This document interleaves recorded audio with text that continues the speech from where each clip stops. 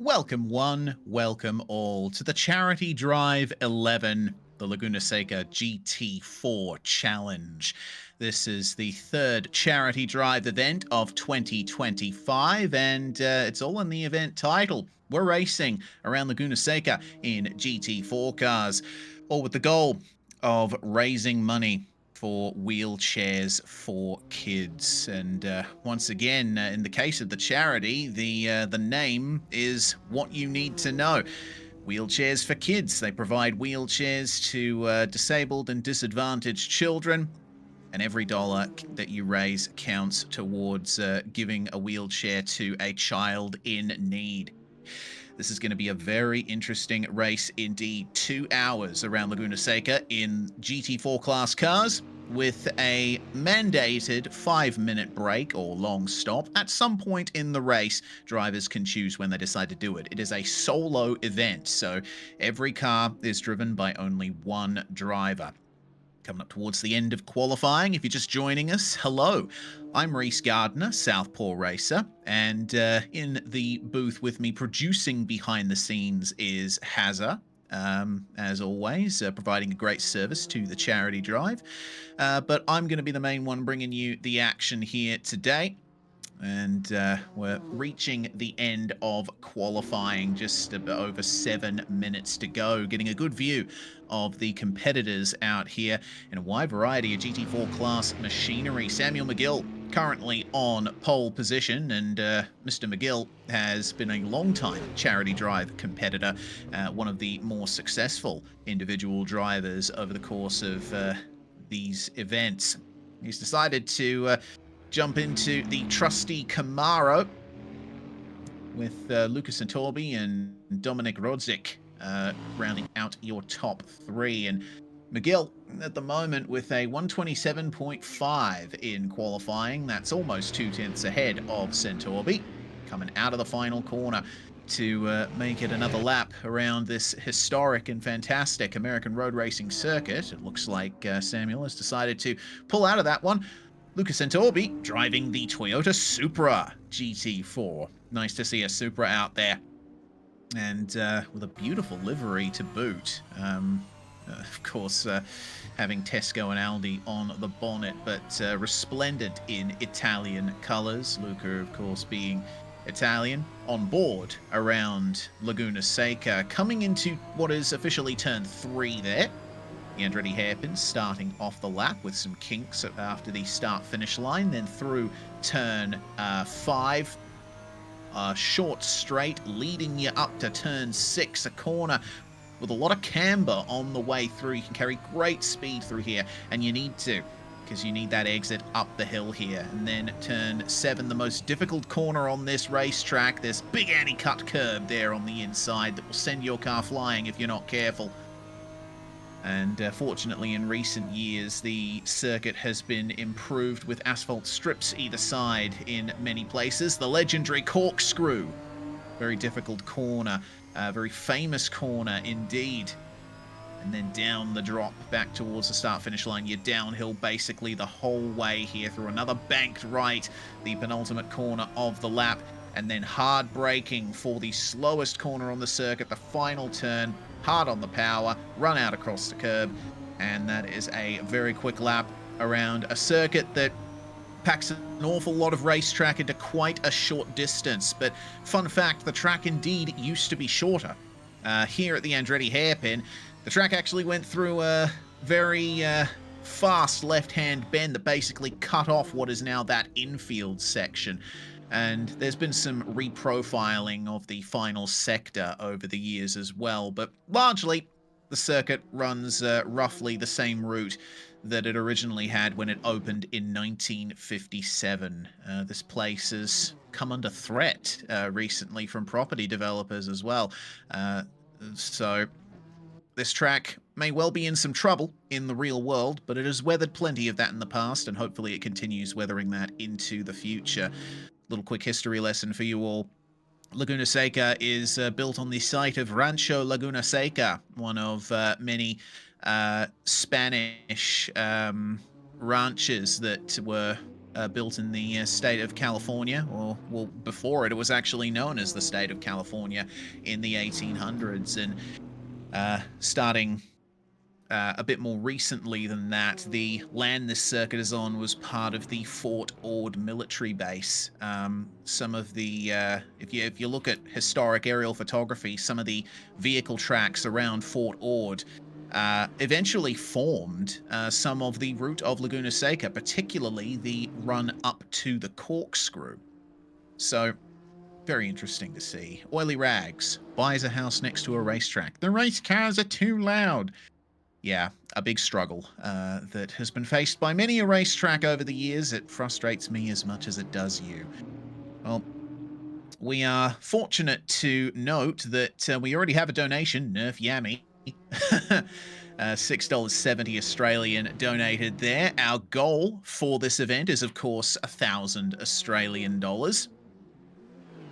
500, sorry. It has been 1,000 in the past, but yeah, if we can get to 500 for shorter events like this one, that would certainly be fantastic. That'll certainly help to provide a few wheelchairs to disabled and disadvantaged kids.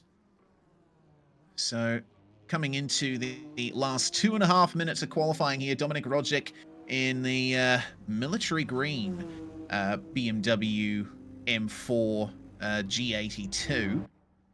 Just coming across the line there and not quite improving on his current lap time. Samuel McGill still remains on pole in the Camaro. We'll see what Centorbi can do to try and narrow that gap, as it seems his rain lights are currently on the back of that Supra. Keep an eye on the brake lights. You see him blinking there. I'm not entirely sure how he managed to turn those on, but regardless, it's not really a problem in qualifying. You might also notice in the bottom right-hand corner of the bottom left-hand corner of the screen, sorry, big fat Suitspeed logo. Suitspeed recently coming in as a supporter of the charity drive this year.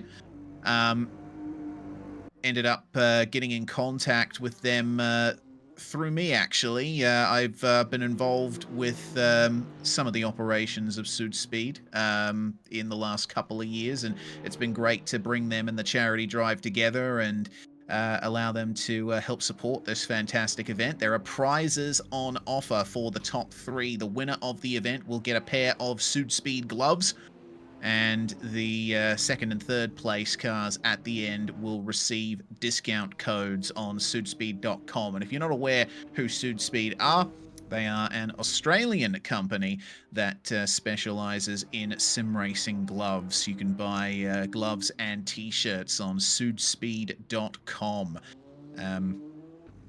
And I believe we have a discount code as well. TCD10 is the discount code. So if you want to buy a pair of sim racing gloves or a t-shirt, or both, on Suitspeed.com and enter code TCD10 at checkout, you'll get 10% off your order, plus free shipping if you're in Australia or New Zealand. But I have a few Suitspeed gloves. They are a fantastic product, and they have certainly helped me to plenty of success in sim racing.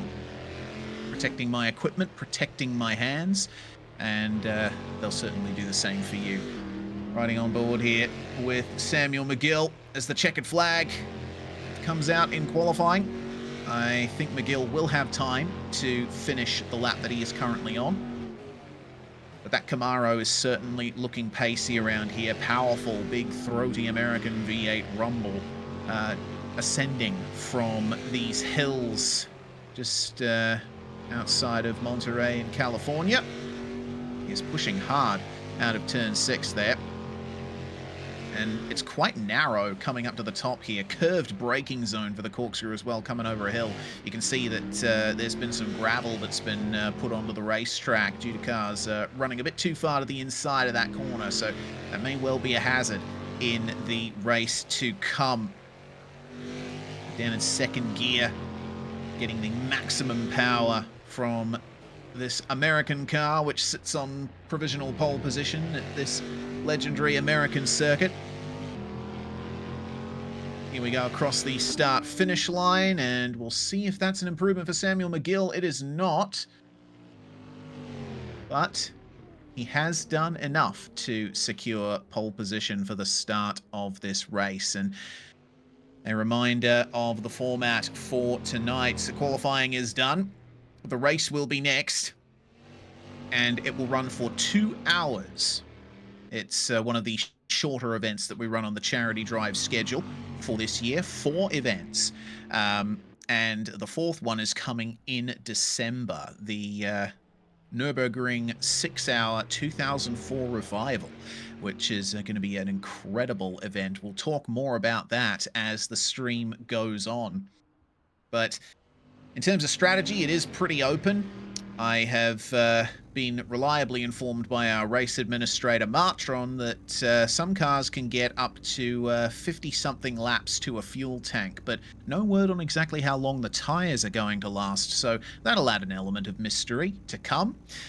Every driver has to do one long stop before the end of the race, and a long stop in Assetto Corsa basically is an aspect of the real penalty plugin that the Charity Drive and a lot of other big Assetto Corsa esports events use. It allows the opportunity for a driver change, and in driver change events it allows for some equalization between cars that have one driver and cars that have 2 or more. But it also serves as a little bit of a bathroom break for those that need it. 2 hours around Laguna Seca will certainly put you through your paces. We're just waiting for the session to change over at the moment.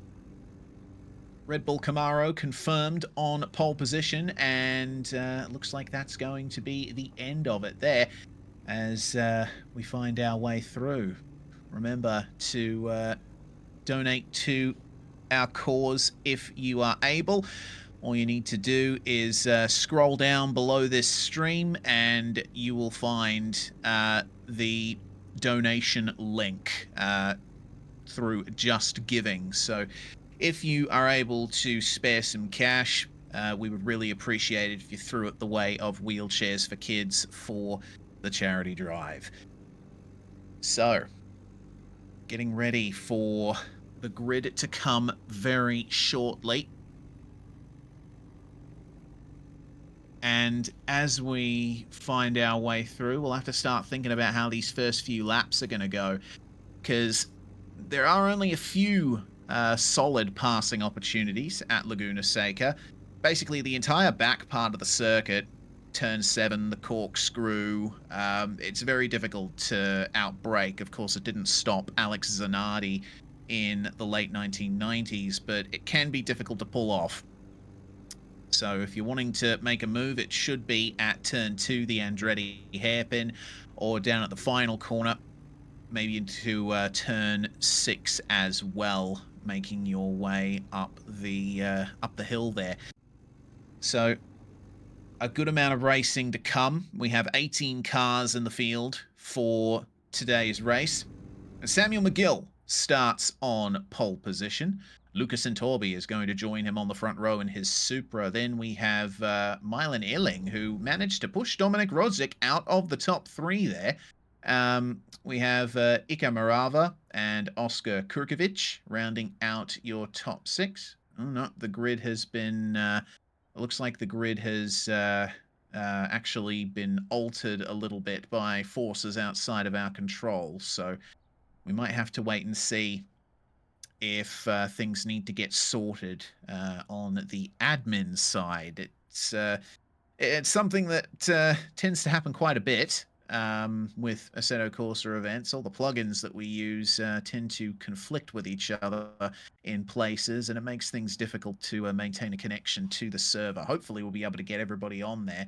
And it looks like we are actually getting most of the cars onto the grid. So, yes, we will wait for that McLaren MP412C GT3 at the back of the field, which is our safety car, to move its way to the front. Good selection of machines competing in this one. We've got a KTM Crossbow, a couple of them actually. Mercedes is making an appearance. We've also got an Alpine all the way at the back of the grid there, which it's going to be fun to see how that matches up against all of the other machinery there. So let's run for the moment a bit further through this grid. So McGill and Centorbi are your front row. Milan Earling and Dominic Rodzik are your top four. Ika Marava and Oscar Kurkovic, fifth and sixth. We have Juan Gramage there in seventh place, starting alongside Cody. And we have got the top 10 rounded up by Krzysztof Cecilski and Anno, two more Charity Drive regulars. We have Nazar and VHK on row 6, Denis Ferreira and James Quinn rounding out your top 14. The safety car gridded ahead of the last two cars, Stefan Colin and Fives, who are rounding out the what looks like 16 cars getting ready to start the grid. Now, the lights are coming up, but this is not the actual race start. The lights will go out. Everyone has to stay still and allow the safety car to pull forward to the front of the grid, and then we can move around the formation lap and begin the race proper. So, away we go. Artron, the safety car pilot there, and the field pulls away behind him. Getting a look at the KTMs in this field. A lot of drivers going for the Supra and the BMW M4. We have the single Alpine in the last couple of positions. And McGill looks to be the only Camaro in the field, which is interesting. McGill, of course, we've seen him at many Charity Drive events, being right up the top. We know for sure that he is a skilled driver, but it is curious to note that there are no other Camaros on the grid. McGill, the fastest of them all, in the only car of its type in this field. But front-engine cars are the ones to have at the front, with Milan Earling in the KTM Crossbow. It actually looks like Milan's going to be starting in fourth there, so I'll go back on what I said before. We can confirm that Dominic Rodzik is indeed the third place starter for this one. Touring around and hoping that you'll be able to get your tyres up to temperature and up to pressure before the race gets off to a good start. Martron was noting to me in qualifying that many drivers were having trouble getting it slowed up. Oh my god. Is that what I think it is? Amazing. Drivers were having trouble getting the cars slowed up for the pit exit, which is actually on the inside of the hairpin at the start of the lap. So you need to slow down quite a bit. GT4s, of course, run pretty close to or closer to road cars than their GT3 counterparts, and that includes the brakes. They need time to warm up. So do the tires as well, but that shouldn't be a problem in this arid California heat. Laguna Seca, incidentally, if you're not familiar with the Spanish language, Laguna Seca literally translates to dry lake bed. So, named, of course, for the lake that sits in the center of the circuit, around about where the infield section is. It's time for the race, and it looks like a bit of an argument happening over who's going to start third there. Milan Earling and Dominic Rodzik trying to assume their positions there. First few rows are together, and we should see the green flag fly in just a few moments' time. Here we are then, with 1 hour and 57 minutes to go.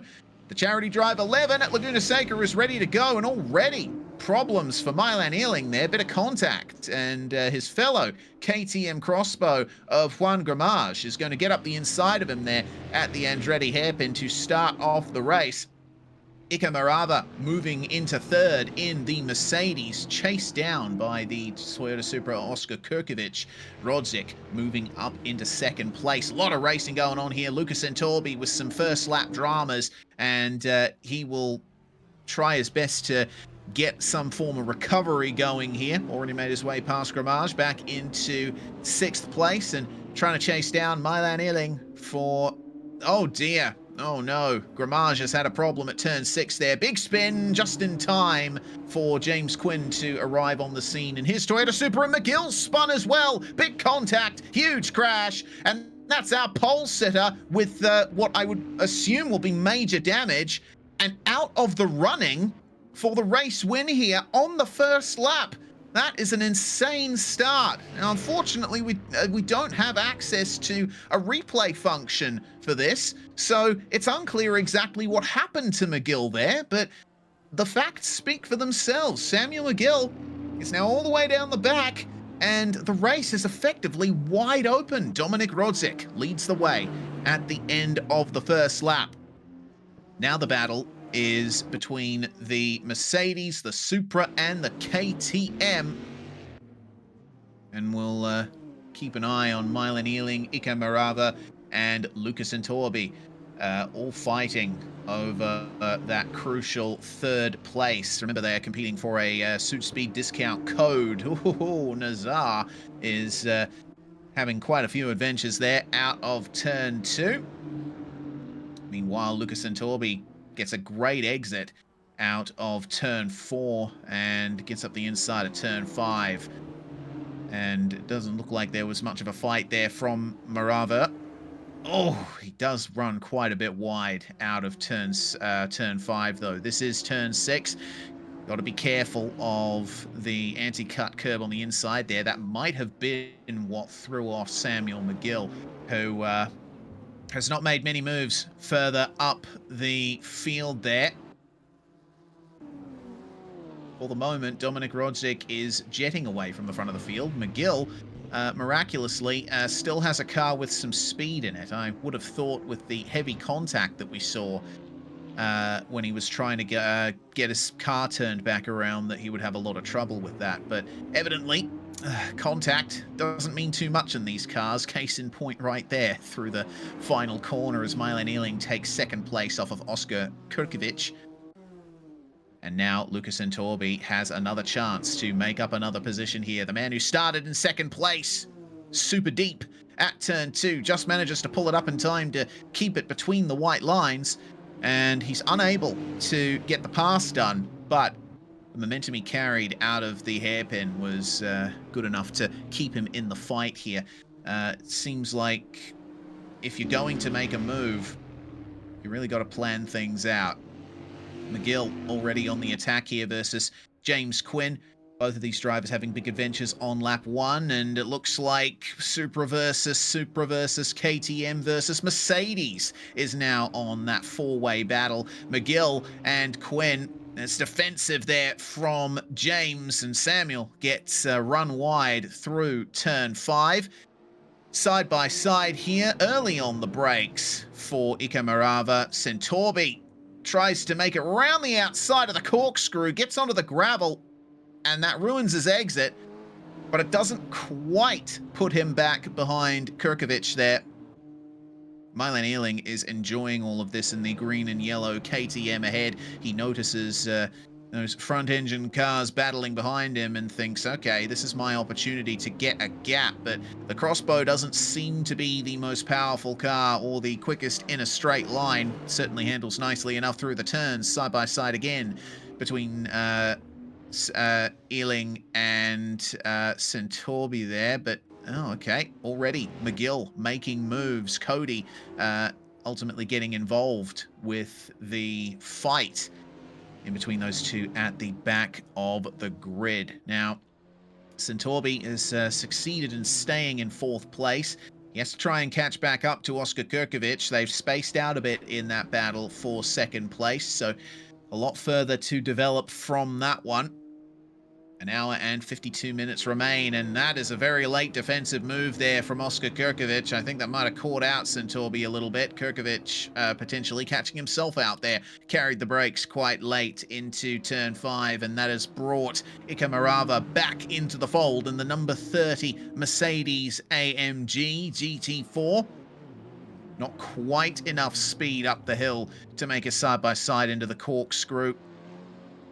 But you see how much of an advantage Milan Ealing is gaining from this one. He is now 1.6 seconds ahead of Kirkovic. It looks like around about 3 seconds, actually, ahead of Centorbi and Kirkovic as McGill continues to get involved here with the BMWs and the Supras. That's another, oh dear, the Alpine is around there. I think that might be Stefan Kolen that has gone around. And indeed he has. Fives in the BMW also off. Big crash on their way into the penultimate corner of this racetrack. That has really helped out Samuel McGill there. He has rocketed back up to 10th place. Contact again between Centorbi and Kirkovic. They don't seem to be able to get out of each other's hair here. And that has continued to benefit Milan Ealing, who is now well over 3 seconds ahead of this battle, but Dominik Rodzik is the runaway leader. Ever since those problems for McGill on the first lap, he has jetted away from the front of the field. Centorbi is trying everything he can here to try and get past Kirkovic, but he might have to size up a move into the hairpin. It's all well and good getting up the inside of someone, but if you can't slow yourself down, or if you make a mistake like that, and that's going to make things even worse for you. Centorbi loses 4th place to Ika Marava, catching the anti-cut curb on the inside of turn 6. It's a hazard in every sim that I've driven Laguna Seca in. And at the very least, it's good to see it's the same deal in Assetto Corsa. So here they come to the last corner once more. And there's no moves in the braking zone, but you want to try and set up the exit out of the last corner here for the run up the straight. Milan was running quite a bit off the racetrack there on the run up to the start-finish line. Regardless, see if this battle calms down any, because Centorbi, he is certainly looking quick. He didn't qualify on the front row for nothing, but evidently now that there's more fuel in the car, and he's having to deal with getting those tires up to temperature. It's proving a bit more difficult than he'd like to maintain that high running spot. Add to that the dramas that he obviously suffered on the first lap, and Centorbi's got a lot of work to do. Need to remember that Samuel McGill is coming as well. He currently has the fastest lap of the race.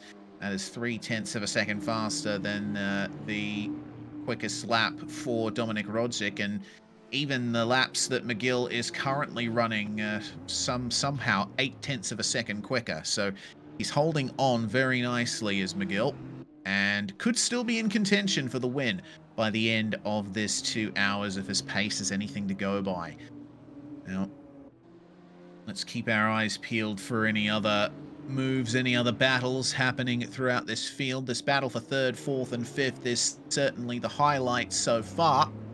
6th and 7th are currently together. We've got a pit stop for VHK, who's brought the BMW into the pits there on the limiter. It's a very short pit lane here at Laguna Seca, and quite cramped to boot. So, actually, it looks like it's a drive-through penalty for VHK. So, yeah, looks like I'm not sure what the penalty was for, or whether or not it was from race control or automatically assigned by the sim, or by the plugin rather, real penalty. But yeah, BHK losing out quite a bit there, having to tour through the pits, and news coming in that was for hitting the KTM on lap 1. I'm presuming by the KTM you mean the one driven by Milan Ealing. So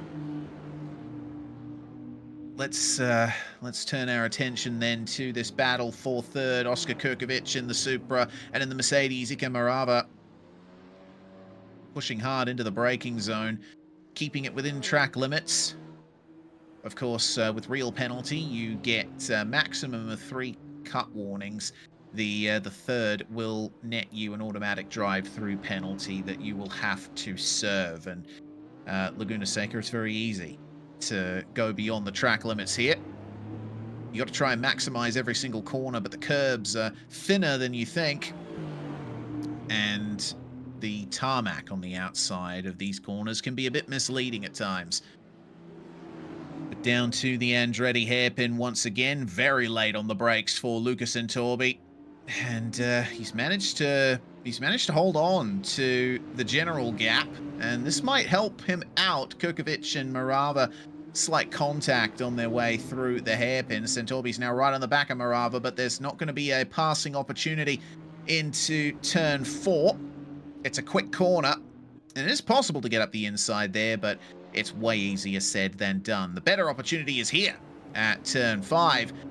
And Ika Marava gets up the inside of the Supra, but the outside line is king there. And that backed corner, there's contact, more contact. And Santorbi is now right in the midst of it. Side by side through turn 6, completes the move on the Mercedes. What a fantastic bit of racing that was. And Luca Santorbi more than earned the 4th place that he now currently holds. Now, his attention will be turned to Kurkovic. But now that Kurkovic doesn't have that Mercedes to worry about, maybe he has the pace to try and keep Luca Santorbi behind. This 3rd place battle is certainly where it's at in the race at the moment. But we still have fighting going on. 6th and 7th place, Denis Ferreira and Ano, and then Christoph Sosilski and Samuel McGill just behind them. McGill moving his way up to 9th, most recently making his way past Cody, and I think also benefiting from VHK's drive-through penalty. Back to the podium fight for Luca Santorbi here. Kurkovic doesn't seem to have the best pace around the bottom half of the circuit. This sort of flat area before you start transitioning up to the hill. And, well, good acceleration for Luca Santorbi there. McGill, I think, is now in a bit of conservation mode. He will be working those tyres very hard to get things done. Krzysztof Sosilski, teammate to Oscar Kurkovic there. And the battle is continuing here. Marava's managed to get back up the inside of Santorbi, and he's going to try and get both Supras in one go, but that's deep at turn 6. And it looks like the Supra has a really nice power up the hill. Is there going to be any opportunity for Kurkovic to get back past here? This is the battle that no one seems to want to win. Wide on the way out for the Mercedes, and both Supras now side by side, just avoiding contact, descending down basically the height of a building towards the final corners of this racetrack. Defensive a little bit on the way in. Narrow line on the way in for Kurkovic, and Santorbi translates that into a great exit out of the final corner. And the run on to the start-finish stretch. That is officially turn 1 that they're going through at the moment. Over the top of the hill, slight contact as they come into the braking zone. Santorbi is really good at getting late on the brakes there, and they go 3 wide on the exit to turn 2. Brilliant stuff between these 3. This is an incredible fight. Santorbi sneaks up the inside of Marava and finally gets back past the Mercedes. But you have to wonder when the next mistake is going to be made. It's a really, really difficult battle to sort of play out here. But it's going to continue for quite some time. New donations here. Arenada with $20. Thank you so much for your donation. And thank you for nerfing Yami with $4.20. Blaze it. Nice. We are now up to just under $31 raised of our total goal of 500. Now Samuel McGill up into 8th spot. He's worked his way past Krzysztof Sosilski, and he can focus his attentions on the battle between Ano and Denis Ferreira, just up ahead of him. it's another two Supras who are fighting ahead of that Camaro. And they're not far behind this battle for third place either. It's turning into a very interesting race, one that we're not entirely clear on what the result's going to be. Oftentimes in charity drive events, we have a breakaway couple of cars, and that is technically the case here, but the battling is so incredibly close, which is amazing to see. Mylan Earling here in the KTM has taken great advantage of this battle, and now only 3 seconds behind Dominik Rodzik, who's continuing to hold on nicely, but that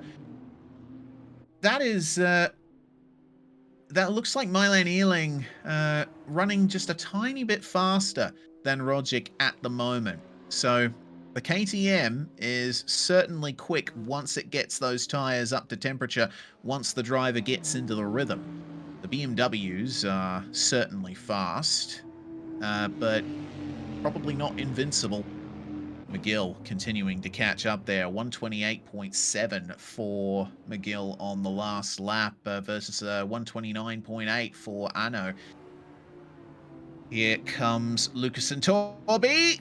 Contact, and that's a slide for Oscar Kirkovic.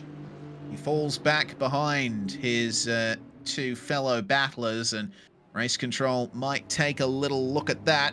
Centorbi got on the power quite early through the third last corner and basically washed out into Kirkovic from what I could see at the time. And now McGill is right on the back of Anno and Dinis Ferreira. Interesting point being raised in the chat with saying that the Camaro is undrivable. Open diff and suspension is bouncy castle. Well, evidently no one told Samuel McGill, because he is absolutely jetting his way around Laguna Seca at the moment, up to 7th place now. And Dinis Ferreira is his next target. It looks like Dinis had a little mistake there. He is now falling ever closer to the Camaro. Anno has fallen out of the battle as well. So now McGill, he's searching for a way up the inside, but not forthcoming at turn 6. Nothing to be said about the corkscrew either. McGill's driving well at the moment. He's taking his time with this. Hazza himself saying he picked it to be interesting, not to be fast, talking about Samuel McGill and the Camaro. But regardless, I think it speaks a lot to the skill of McGill that he's able to get those sorts of times out of what is evidently not the best car in this field. Move done into the final corner, and McGill is back into 6th place. If you told me that McGill would be in 6th place 20 minutes ago, after he had his first lap dramas, I would have laughed in your face, but evidently McGill has recovered incredibly well. Ike Marava, for the meantime now, has Lucas and Torby still somewhat in his sights. Gap just about a second or so between these two cars. And Oscar Kirkovic has managed to get the pace back up after his contact a couple of laps ago with Centorbi. So those three cars are still working their way through the same frame. They are still very close together, and we still have over 3/4 of this race to go. Battle on between Anno and Krzysztof Cecilski. Once again, McGill has gotten past both of them, and Anno, it seems, has taken great advantage of what appears to be a mistake for Cecilski. But Krzysztof will hold strong around the outside of turn 6 and keep it going there in what is one of a few battles of the Supras. Got to say that this version of Laguna Seca we are running looks incredible as well. Brilliant texture work on this this track mod, and of course brilliant lighting from the pure shaders here. But jumping into the braking zone, no further move to be made for the moment. McGill with a 128.8 will ride on board with him for this lap, maybe a little longer if we feel so inclined. Nice and smooth. He is making his way straight to every single turn-in point without incident there. And we'll see where exactly he gains the time on Kurkovic and Morava here. Round the bottom end of the circuit, it seems the Supra is a good car to have. Once you get to these more sort of hilly sections, the Camaro starts to come on strong, and I think confidence plays a big part of it here at turn 6. You tip it in, you make sure you don't hit the anti-cut curb on the inside, and you just jump on the power as soon as you can for the best momentum up the hill. Real big difference maker, this set of corners, including the corkscrew. Very low revs in second gear for Samuel McGill. Late apex at this corner. There's big bumps on the way through, including off the curb. And then just right there, you see the change in angle in camber off the exit of the penultimate corner. It is very highly banked. You can carry great speed through it, but the curb is effectively flat compared to the angle of the racetrack alongside it. So it's a place where you can very easily lose the car. Juan Gramage, who had early issues in the second of our KTMs, is now in a three-way battle of his own in a bit of a Supra sandwich with Nazar ahead in the yellow and black machine and James Quinn in the green machine behind, who doesn't seem to have entered the frame, and that's because he's spun out of the final corner. GT4 cars have anti-lock brakes and traction control, but even they can't save you from some spins. You also have the opportunity of not running the electronic driver aids if you're so inclined. That's very deep for Nazar. And the KTM gets alongside, but inside line for the next corner will belong to Nazar. Understeering on the way in and trying to fight the car all the way through the corner. The KTM, on the other hand, looks incredibly smooth, carries great speed through the turn, but now has to go defensive with the Supra evidently a bit better in a straight line. McGill, oh, that is a quite a save that McGill just had to do there. It is sand that lines the racetrack in many places before the gravel trap proper begins. Need to be careful of that. Slight lockup and some dust being kicked up by Nazar and Juan Gramage. Up the inside of turn 2 gets McGill, and he moves up into 5th place. Oscar Kurkovic having very little response to that. He is going to have a look at the inside for the next turn, but can't quite do enough to get past McGill there. And so Samuel will continue to set his sights forward. His next target is the Mercedes of Iker Morava. Well, now that we are almost done with the first half hour of this race and the drivers have gotten into something resembling a rhythm, we can talk a little bit about the next charity drive event that will be coming up in December. It is the Nürburgring 6-hour 2004 revival. It is based on the early to mid 2000s VLN series, which is now known as the NLS, the Nürburgring Langstrecken series. Basically the endurance races that take place around the Nordschleife every year. And in a very interesting twist, the crew at the charity drive are allowing people to submit mods for inclusion in the race because, well, it's based on VLN, the Nürburgring 24-hour, those sorts of events.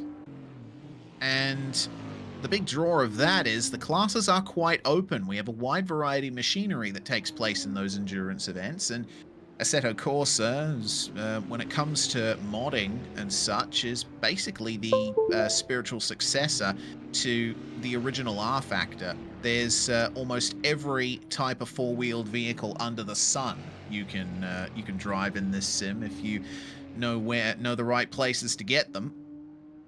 So yeah, there's an opportunity for you to submit a car to be included in the race, of course, with the condition that it cannot be from a model year later than 2004, and there's also a few restrictions on power, on chassis, on downforce, etc., that need to be satisfied for inclusion. Full breakdown of that for the one class it is available for at the moment is available on the Charity Drive Discord, which you can join for information on upcoming events.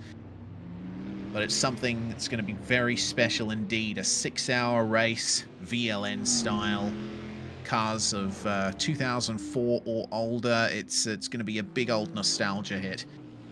At the moment, though, focus once more on the GT4 race taking place at the moment. McGill's lap just then, a 128.9, and seems like his overall pace advantage starting to fade a little bit here as we are entering the second quarter of this race.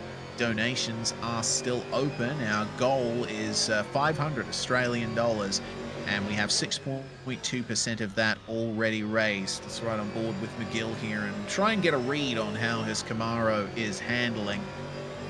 The oversteer can be hard to manage in these powerful cars. The Camaro is quite a heavy beast, and it seems from the hints the suspension is quite bouncy, so McGill probably won't be enjoying the runs over the curbs at the corkscrew. And there we go. That is one of the Camaro's big weaknesses in action there. Bit too much curb coming down the hill out of the corkscrew. McGill falls back to 7th place as a result. Only light contact with the wall though, so McGill was able to mostly get away with that. And he still has 1.5 hours to make up those positions. He's going to make up one right here already. Moves back past Denis Ferreira into the final corner, and have a look at that. Krzysztof Sosilski isn't too far behind these guys either. Denis Ferreira may have some company very soon. So, Dominik Rodzic continuing to maintain some very consistent pace up at the front of this field. His previous lap was only 1/100th of a second slower than his fastest lap of the race. So he's enjoying his time in that BMW for the moment, leading by nearly 6 seconds now over Milan Ealing. It seems that either Dominik has turned up the pace or Milan had a couple of issues since we last looked at our top two, but it's a totally clear track ahead of Dominik at the moment. You might be able to see another car in the distance over the crest of a hill on the other side of the circuit, but for the moment, it's basically a time attack for Dominik Rodzic at the moment. The challenge being to manage the tires and see how far he can stretch that fuel tank. Over 50 laps to a tank in a few of these cars. And we don't officially have a lap counter on this because this is a timed race, but I would imagine with laps of about 1 minute and 30 seconds, we've completed around about 17 or 18 laps so far.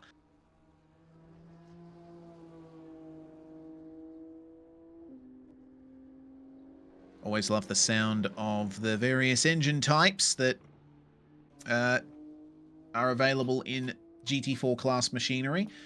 Haven't seen much of the KTM crossbow in real life GT4. I have seen these things in real life. They were part of the invitational class at the Bathurst 12 Hour for a number of years.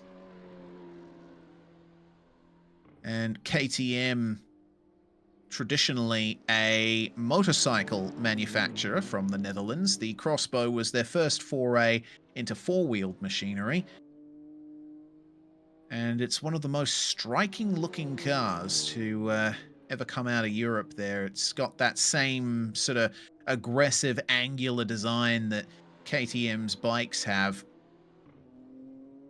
And they've turned it into a very nice mid-engine sports car, especially with that wing with supports that I have never seen before. Looks like two-tiered sort of N-shaped column holding that rear wing up. Obviously, be quite strong for the amount of downforce that would be generating. The crossbow also has a pretty sculpted rear end as well. Very unusual GT4 car. We've almost become accustomed, especially recently, to seeing sports cars and sort of lower level supercars get the GT4 treatment. Cars like the BMW M4 and the McLaren 570S, none of which are actually here today. No McLarens in the field, but also the Toyota Supra and the Alpine A110. Porsche Cayman as well, a long-standing GT4 car. But again, it doesn't seem like there's any of them here today. Field is majority front-engine rear-wheel drive cars like the BMW M4 and the Toyota GR Supra, which detractors say is basically a BMW, and they're not entirely wrong. The Supra is built in the same factory as the BMW Z4 and shares most, if not all, of the parts underneath the bodywork. Still a great car, and I'm very much looking forward to seeing Toyota Gazoo Racing take part in the Supercars Championship next year with Walkinshaw Andretti United. $35 from Anonymous Father. Very good to see that level of donation come in this early in the race. Thank you so much for your support. We're now at 13.2% of our grand total raised as the fight now between Juan Gramage and Nazar continues to heat up here. It looks like a bit of a mistake from Nazar, maybe a bit deep into the penultimate corner. Once again, though, the crossbow, though it seems very good in the corners, doesn't quite have the grunt on the straights to compete with the Supra. But Gramage stays in the slipstream down the start-finish straight, and maybe he can send one up the inside. Nazar seems to be making a habit of going a bit deep into these corners. He angles it towards the inside of the hairpin and runs out very wide in between those two left-handers that make up the one corner. No room to get past for Juan Gramage. McGill, meanwhile, has caught up again to Oscar Kirkovic. We'll see if he'll be able to preserve the top five this time once he gets past. Can't really see it too much from the wide angles we're getting on this set of TV cameras, but I can tell that the Camaro is not handling those bumps very well. Question being, can Samuel McGill get the pace up and avoid mistakes and take back the P1 that he qualified for? On board again, and oh, hello, we get a KTM on board out of nowhere up the inside at the third last turn for Juan Gramage. Finally gets past Nazar, so that's up to 12th place for Juan there. Oily Rags, the bodywork is just there to hide the fact it's two motorcycles welded together. Indeed. Very heavily motorcycle inspired is the KTM crossbow. I remember when the initial version of the car came out as an open top, yeah, it basically did feel like a four-wheeled motorcycle.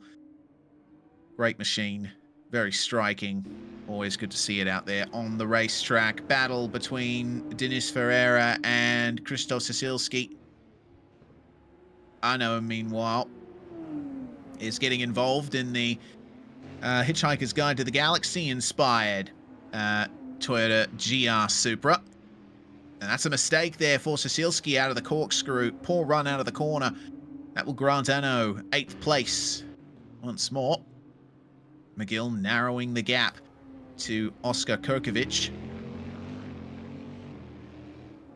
using all of the curb and then some on the way out of the last turn. Meanwhile, hello, Milan Earling has lost more time to Dominic Rogic. Potentially a mistake there. It's brought Lucas Centorbi back into the fight for second place.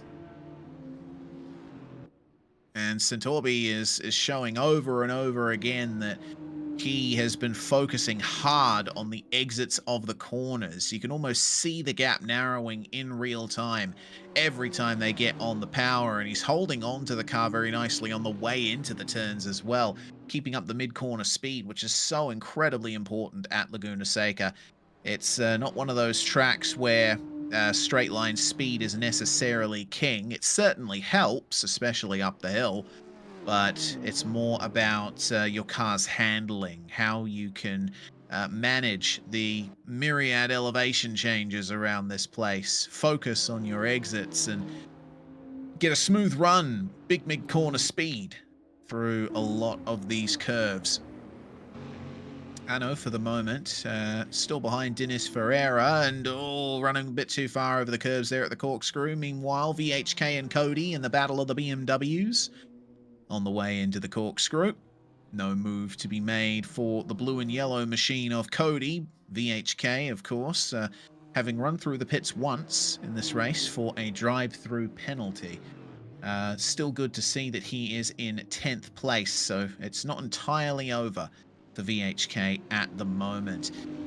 Lucas Centorbi, meanwhile, sees the back end of Milan Ealing for the first time in a while. Is there any move to be made on this lap?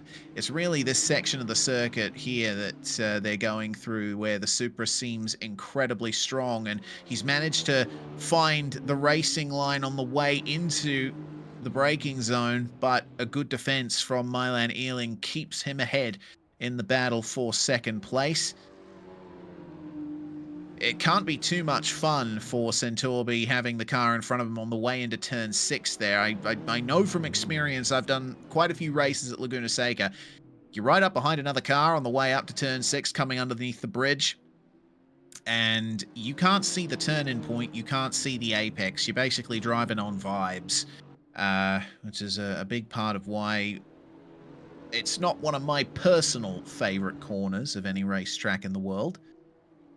Certainly don't mind watching racing at Laguna Seca.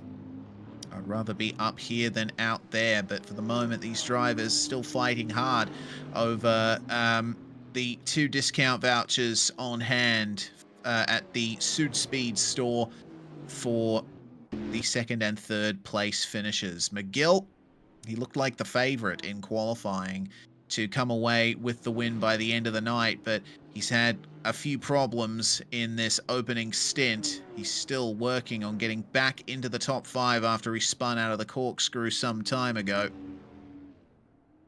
He's not too far behind Kirkovic. There might be a move coming soon, but speaking of moves, defensive once again for Milan Ealing, but then the door opens to the inside for Lucas Centorbi. Oh dear. That's going to be the end of that fight for Milan Ealing. Contact on the way through turn 5, and at the same corner a few moments later, Samuel McGill gets past Oscar Kirkovic for last position in the top 5. Now Milan Ealing isn't too far ahead. Anno still fighting with Dennis Ferreira. Not much else to be said about that. A few car lengths between them. It's going to be hard for Anno to make up that gap, but all things considered, Anno was half a second quicker than Dennis Ferreira on the last lap, if not more. And Krzysztof Cecilski is running pretty similar pace to Anno at the moment. They are pushing hard through the descending left-hander. Lots and lots of sand and gravel being thrown up there. And it looks like it's deep for Dennis Ferreira. Transitions it into a good exit out of the final corner, though, so Anno is going to have to wait another few minutes for that one.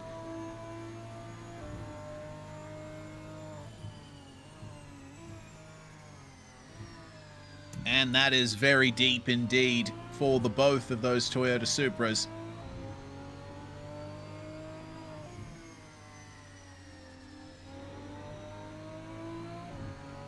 Just listening into Krzysztof Cecilski and his driving there. It seems like the Supra really likes getting on the power early to get the rotation on the way out of the corner and take advantage of the pace in the six-cylinder engine that the Supra uses. Oh my lord, that is the Mercedes off. No, it's another Supra. It was Kirkovic who fell behind him. Oscar Kirkovic. Spin out of turn 6, evidently. Side by side ahead, meanwhile. That's Arno and Denis Ferreira. Centorbi's back there as well. So I have no idea what just happened there. We didn't quite catch the triggering incident, but it seems that Kirkovic, Cecilski, and Centorbi have all been involved in something, somehow, that has ultimately granted Milan Ealing his spot on the podium back, and it's promoted Ike Morava into second place in the Mercedes.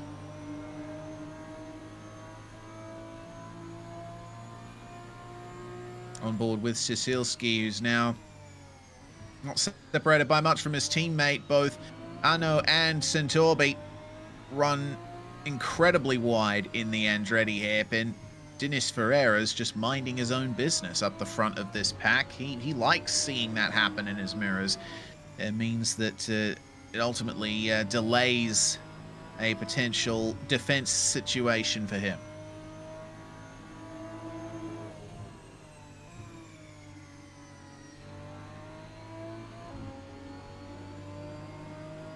Now comes, once again, the run into turn 6, and all three of the cars ahead make their way through without much trouble. Looks like a good run up the hill for Arno. Going to go for it on Denis Ferreira. Sticks to the inside. Oh, bit of a mistake from the both of them. And now we see Lucas Centorbi all over the racetrack trying to find a way through, but there's not going to be any room to make it 3 wide there. Sneaks up the inside of Arno. Brilliant opportunistic move for Cecilski as well.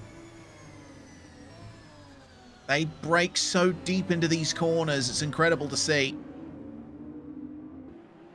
And that has changed the face of the battle once again. But Denis Ferreira still up the front of this fight. But for how long? Defensive versus Lucas Centorbi, and keeps the position for now. But Centorbi is always aggressive on the power, too aggressive that time.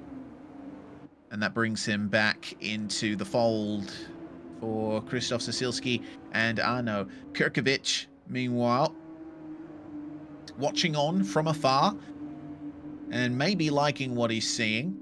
Hoping that the 4 cars ahead of him, or probably, no, 3 of the 4 cars ahead of him, he wants to look after his teammate Krzysztof. Hopefully they'll be able to find their way through. At least that's what they're hoping. We up here in the comms box are hoping for some entertaining action, no matter who comes out on top. But Centorbi is still on the attack there versus Ferreira. Oh, slight mistake potentially for Cecilski there. That almost opened up the door to Arno. And Centorbi gets up the inside, or has a look up the inside of Denis Ferreira. Around the outside usually doesn't work here at this corner, but you can translate it into an over-under if you're fast enough. And Centorbi has the racing line into the corner, translates it into an over-under, and it looks like this is going to be an inside move into turn 2. Just need to avoid hitting the concrete wall on the inside there and running into pit lane exit. Samuel McGill, meanwhile, is in the pit lane. So it looks like an early stop there for Samuel McGill. It's looking like, now that we're almost well, we're basically 45 minutes into the race at the moment. It's looking like a stint would be good enough to get you over an hour, and the tires don't seem to be having much trouble either, so I'm expecting a single pit stop from all of the cars in this field. And reminder, one of your pit stops has to be a long stop of about 5 minutes. So, looks like McGill is deciding to take that one now. He's going to come out a few laps down, but everyone else has to do the same thing, as that's very deep indeed for Dennis Ferreira. Gets into the gravel. He almost took the line that Alex Zanardi took in his very famous pass into that corner in the 90s. And that sends Anno off as well. Grants a free position to Oskar Kurkovic. He'll try and join Krzysztof Sisilski there in the Vodka Fighters machine. Oh, no! That's not going to work out for him, though. Anno gets into the back of him out of the final corner. And poor Oskar Kurkovic had plenty of trials in this race so far. And that's just the next one. Ferreira defending against Sisilski. The Vodka Fighters, of course, the two Polish drivers in this field, who I'm reliably informed are both hungover from a solid night out. That's Martron giving me that information, so if that's inaccurate, blame him. But Krzysztof and Oskar certainly haven't let it dampen their spirits much. Both of them, though, seem to be under a lot of threat from other Supras, particularly from the rear. Dennis Ferreira almost running into the back of Krzysztof Sisilski there.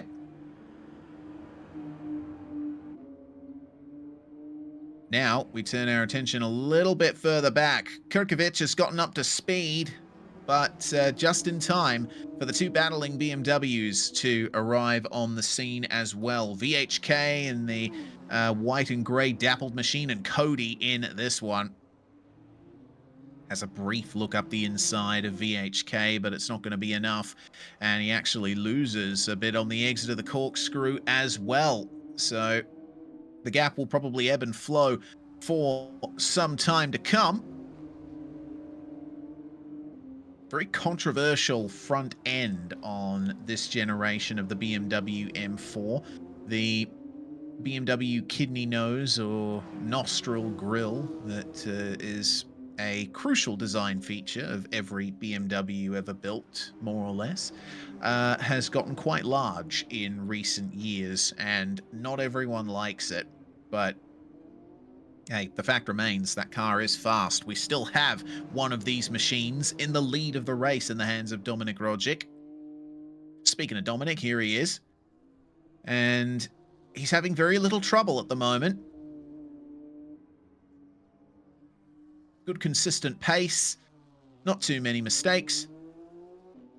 And, well, I suppose that's the main thing that he has over everyone else at the moment is he's just been able to keep all four wheels on the racetrack basically the whole time. But we still have over half of this race remaining.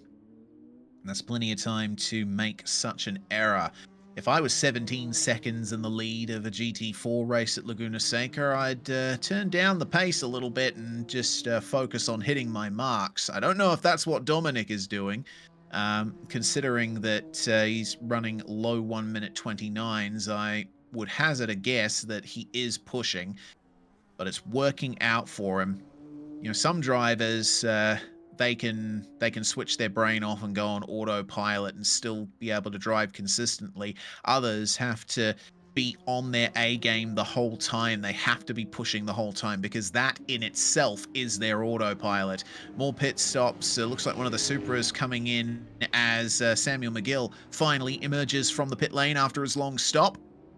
Good opportunity for a visit to the little boys' room. He will come out. Looks like 2 laps down on the leader, and Anno, it seems, a drive-through, I think I'm hearing. That was for the earlier contact that we caught. Race control's going to be working quite hard tonight if that keeps going. I say tonight because for me it's just come up to 8 p.m. But wherever you are in the world, whatever time of day it is for you, we certainly hope that your day has been fantastic. We've managed to get over 14.2% of our donation goal. Have to remember, that this is a charity race, and Yami is washed, I guess, with $5. Thank you very much for your support. We still have Anonymous Father with 35 Australian as the top donator so far to this race. If you're only recently joining us, the charity drive raises money, and as with the last few runnings of the event, we are supporting wheelchairs for kids. So if you want to help a disabled or disadvantaged child get access to a wheelchair, make sure to dig deep and donate to this event. The Just Giving link is below the stream here on Twitch. So we got to do is scroll down a bit, and you will find the donation link. Hopefully, we'll be able to raise 500 Australian dollars from this 2-hour event. Fives, meanwhile, battling with Stefan Kolen in that Alpine. And Milan Ealing continuing on in third in the KDM crossbow. Interesting to see the different gear ratios that these cars run. The crossbow seems to like running its revs very high. And it's not rare to see Milan Ealing using first gear in some of the slower corners around this circuit.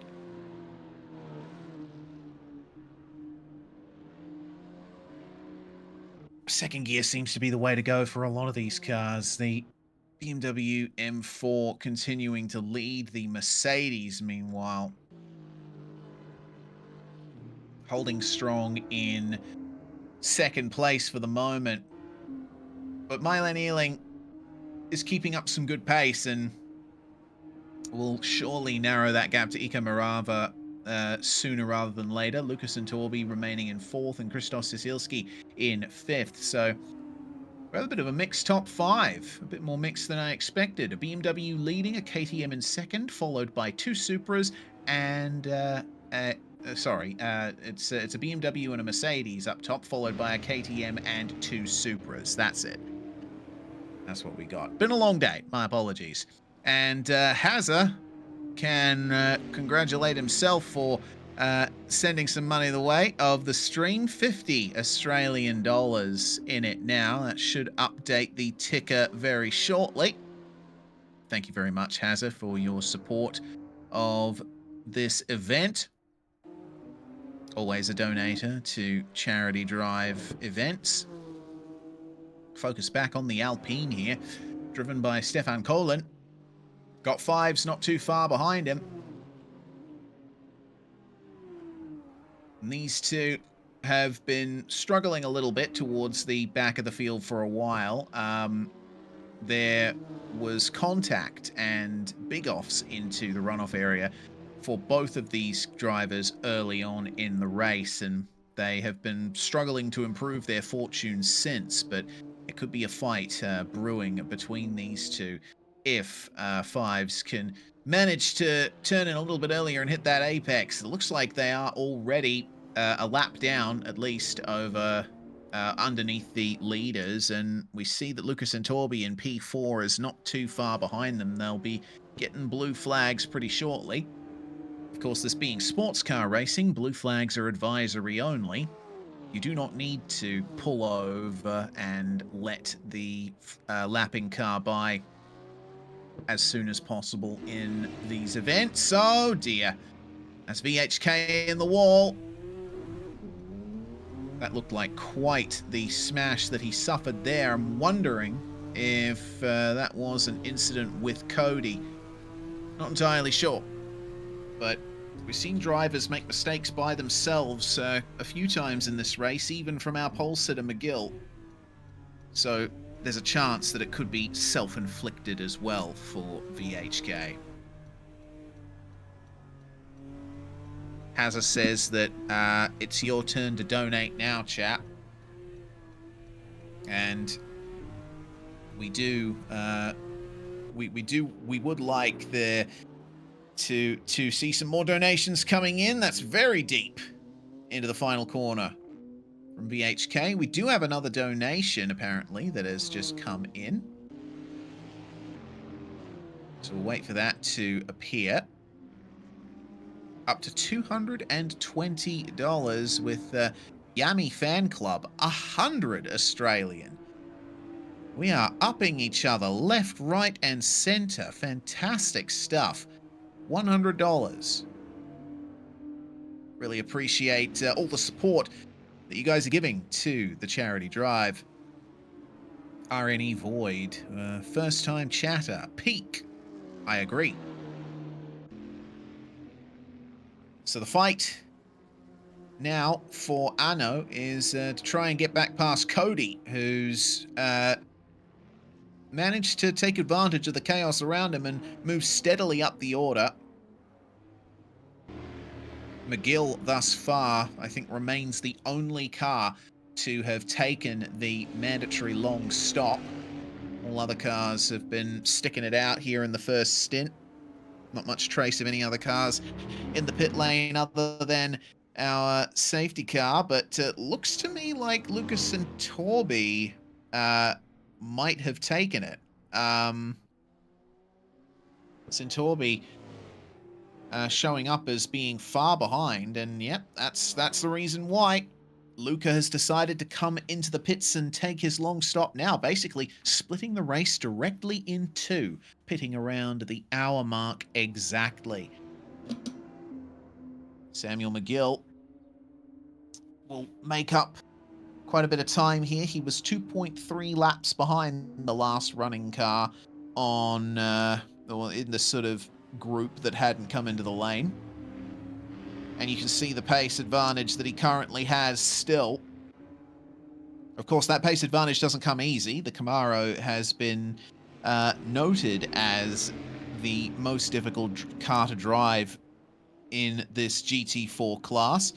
It wasn't the ideal choice for any of these drivers, and Samuel McGill chose it simply because he wanted to bring a bit more variety to the field and make things interesting. And then he put it on pole. So let's see what more McGill can do here. He is currently trying to unlap himself, so he does need to be careful as our Supras come into the lane.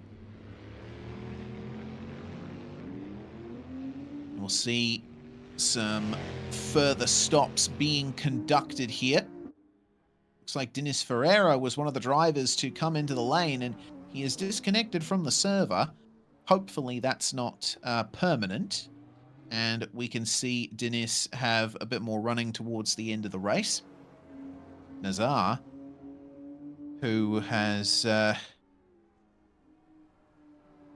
had the KTM of Juan Gramage for company for much of this race, now sees the overall race leader right behind him. Dominik Rodzik still has yet to make his way into the pits. Now Samuel McGill, his gap to Lucas Santorbi is showing up as seconds and not laps. So we'll wait and see if there is a change for position between Santorbi and McGill. Both of them have had their fair share of issues and lost in excess of 10 to 20 seconds overall over the course of this race due to those mistakes and slight amounts of contact as well. Just look at the way the Camaro bucks and dives over those curbs. It certainly doesn't look like the nicest car to drive, but McGill is continuing to make up the time here to Santorbi, and did I see some exhaust flames flashing there? Santorbi, I think, is keen to get going here, but he will remain at a standstill as McGill takes the position from him there.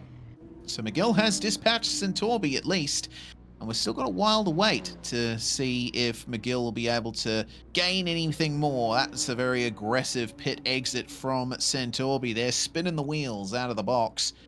And up to 50 miles per hour for the pit lane exit, or about 80 kilometers per hour. He will come out, looks like round about a third of a lap or so behind Samuel McGill.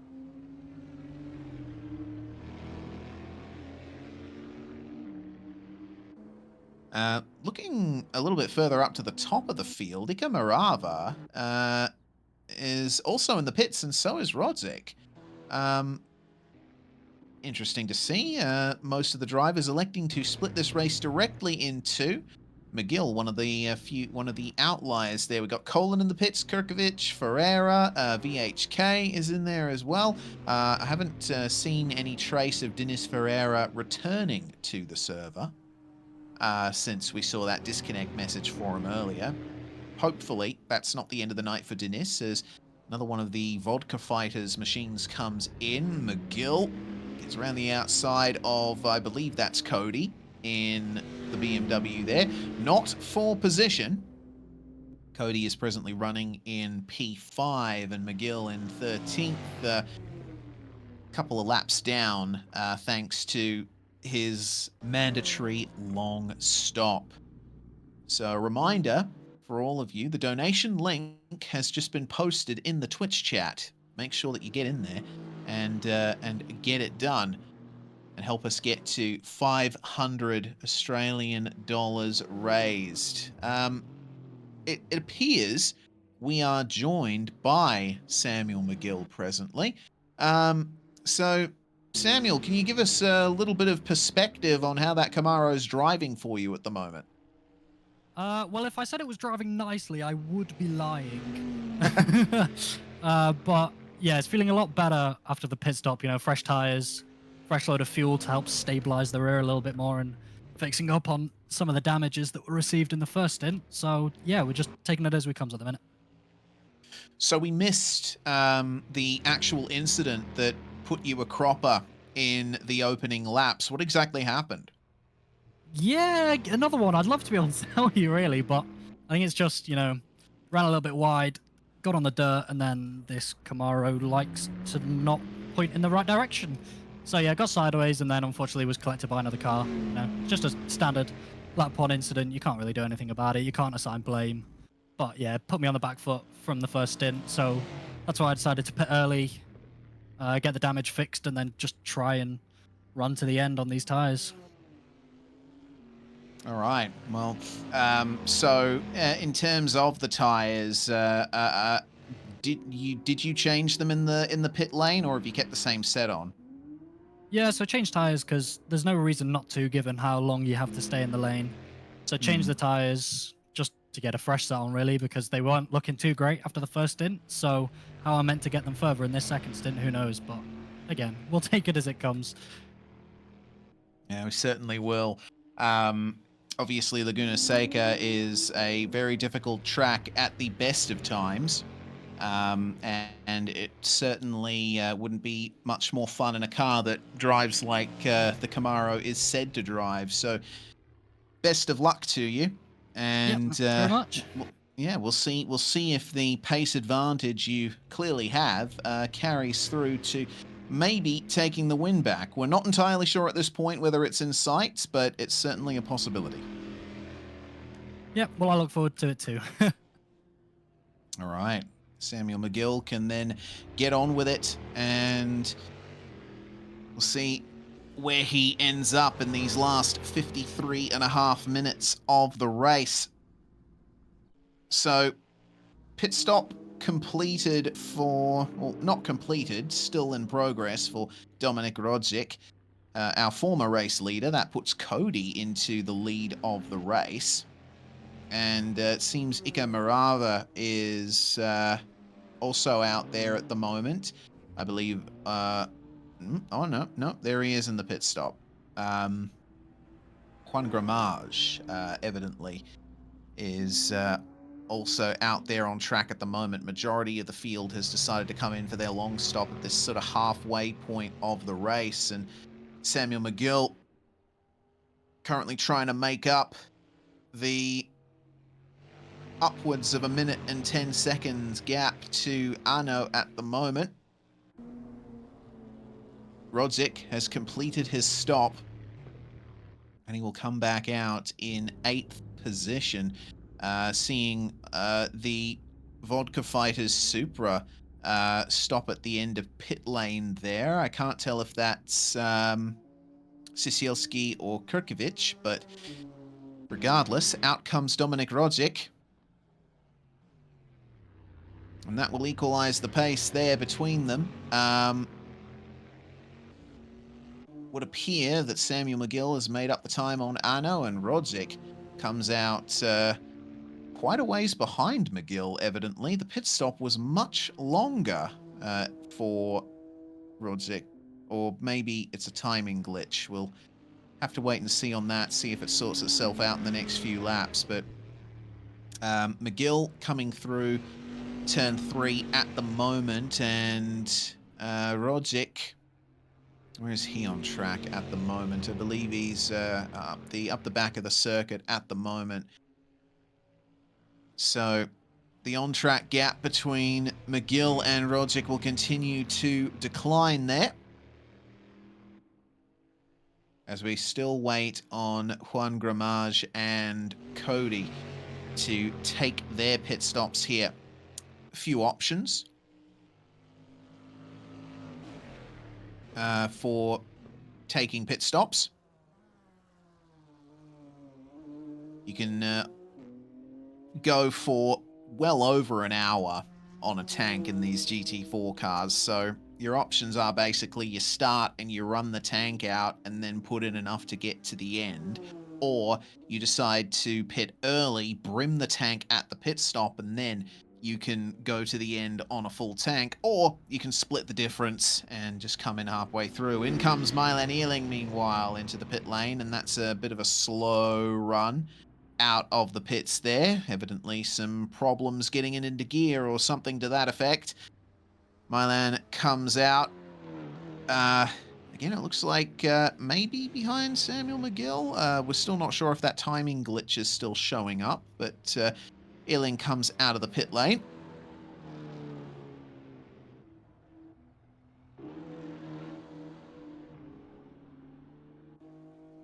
So it would appear that Dominik Rodzic has somehow lost a lap, or to be more exact, lost a lap more than he should have lost with the 5-minute stop.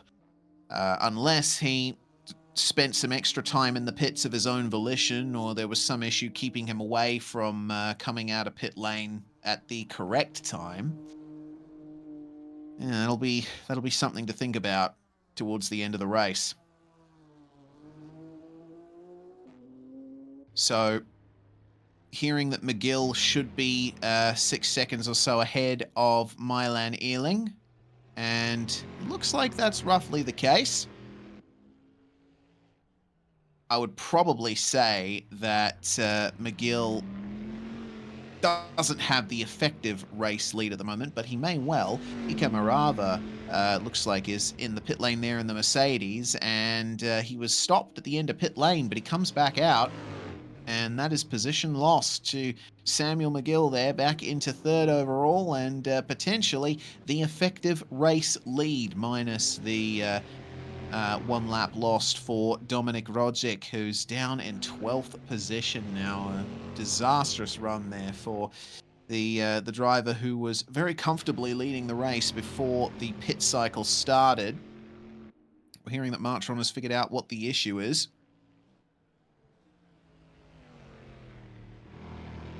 But we will see. Juan Gramage and Cody still have yet to really find their way into the pits. Actually, it looks like Cody has come into the pits there. The interval showing up as 2.5 laps, or near enough now. So it looks like Cody has taken his pit stop as well. Gramage now remains the only driver who, it seems, has not taken his mandatory stop. We are joined now by race admin Martron. What can you tell us, mate? Good day, all. So I looked at the replay, and it turns out that Dominik Rodzic, instead of doing a regular pit stop, drove into the pits and then teleported to pit, which restarts his lap. So he lost a lap. Oh, no. Yeah, he did So his long that stop, is and the for some deal. reason he decided to teleport to pits. Might have thought that helps with setup changes. But he reset the pits, and that restarts your lap, and that even overrides a real penalty, which can count where you are in your lap, and then when you disconnect, reconnect, and drive over the line, you do the lapping, and it counts a lap. But if you teleport, that is just AC hardcode, your lap restarts.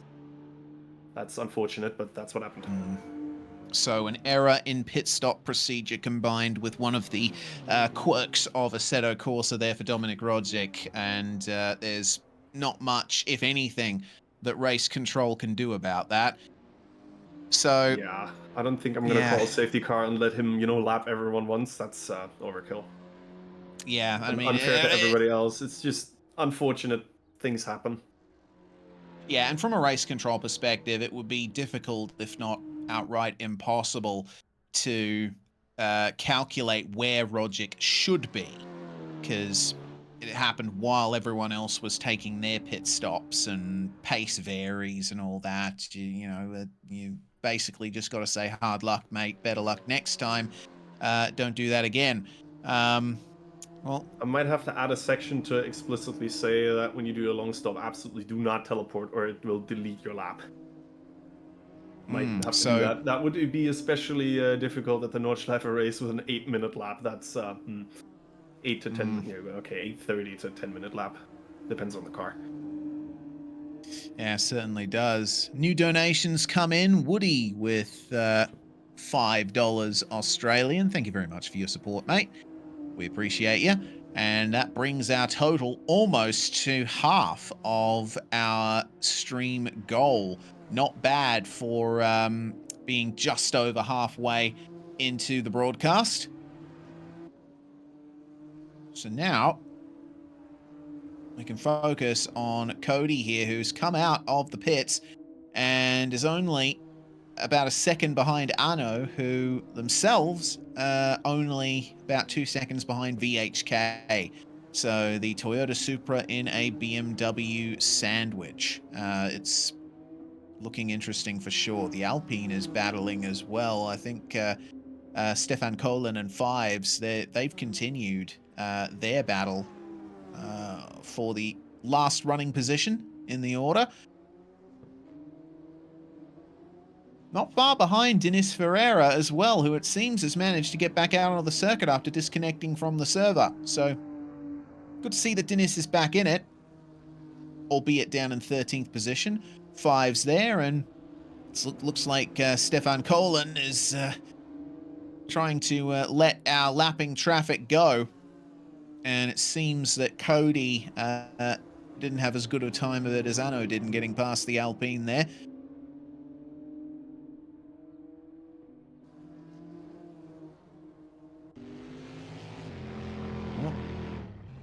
Now McGill is, I think, truly in the effective race lead.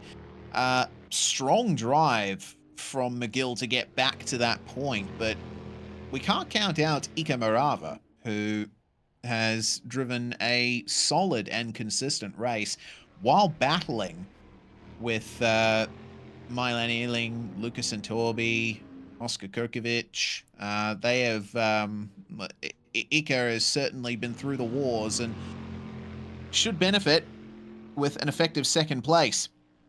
7.5 seconds behind McGill and 1.7 seconds ahead of Milan Ealing. So second place, effective second place in this race, still has yet to be decided. Juan Gramage is stretching the fuel tank of that KTM crossbow as far as it will go. I'm frankly amazed that he hadn't come into the pits before this point, but it looks like he has now. And McGill will make it a 2-lap gap with the roughly 5 minutes or so it takes to do a long stop. That's around about 2.5 laps of Laguna Seca. So here we go with the gap to be made up for Samuel McGill. Reminder that the stream donation link is both in the chat, just scroll up a little, and also down below the stream here on Twitch. So just scroll down. Thank you, Hazza, for posting it in the chat. If you wish to donate, if you're able, we'd really appreciate it. Raising money for wheelchairs for kids. And believe we will be well on our way to exceeding 50% of our donation goal by the end of the race, if not earlier. A big thanks for everyone who has donated so far. We really appreciate your support. It's always good to see the community coming together to help in the charity drive, which has now been going for a few years. Remember, this is not a one-off. There are 4 charity drive events scheduled for 2025, and this is the third.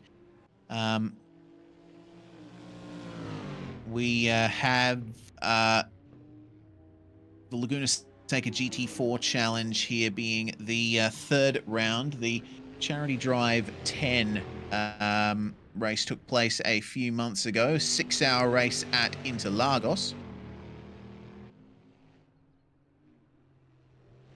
And we started things off earlier on in the year, back in March, I believe, with the 6 hours of Suzuka in Super GT and GT3 machinery.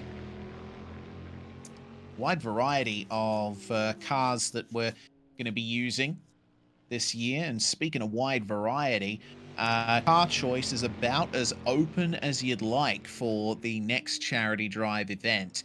Unfortunately, we weren't able to get a trailer ready in time to officially announce the event, but it's been on the cards for a while.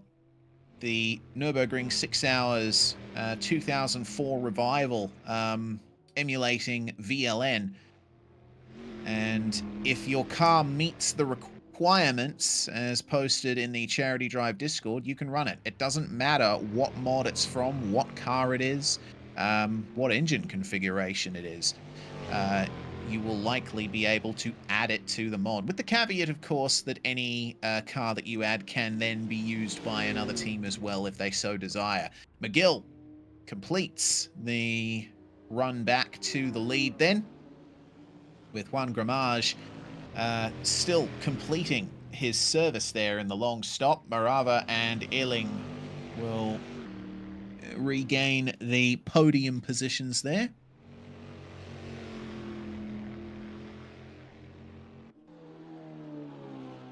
And it looks like that's going to set the order at the top for the final 40 minutes of this race.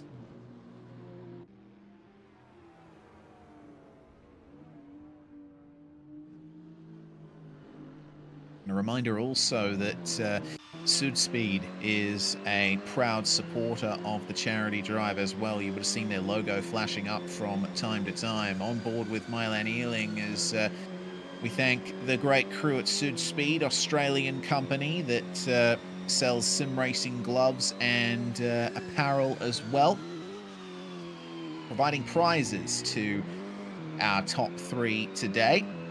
The leader, the winner, ultimately will get a pair of Sudspeed sim racing gloves, and Iko Morava and Milan Ealing currently in the running for a discount code on sudspeed.com, a special discount for them. If you'd like 10% off your Sudspeed order, you just need to enter the code TCD10 at checkout, and you'll get 10% off your order, plus free shipping if you are in Australia or New Zealand. Milan Ealing, his previous lap being a 129.2, 4/10 of a second faster than Iko Morava here in the Mercedes up ahead. Milan is working this KTM crossbow very nicely. You can really get a sense for how smooth and controlled the car is through the corners here. Mid-engined, light car is the KTM crossbow. And it seems quite competitive in the right hands. The Mercedes, meanwhile, has been one of the long runners in the GT4 category. More traditional GT machine. Front engine, rear wheel drive, big V8 that rumbles its way around the racetrack. Iko Morava has been one of the standout competitors for me today. Sheer consistency and staying out of trouble has really paid off for him. But Milan Ealing could take that runner-up position from him before the end is nigh. We'll compare lap times in just a few moments when they cross the line and see if Ealing is making any further big gains on Marava here.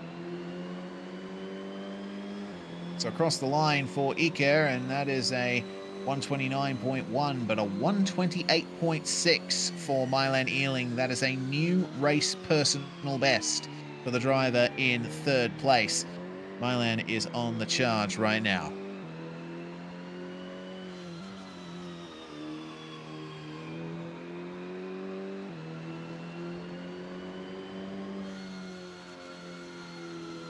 It's always interesting watching the cars going through each individual part of this track to see where they really gain their advantages. That infield section, which was added to the circuit in the 1980s, is basically flat. There's no real camber to the turns and no elevation change, but you get to this section and you start to see what Laguna Seca is all about.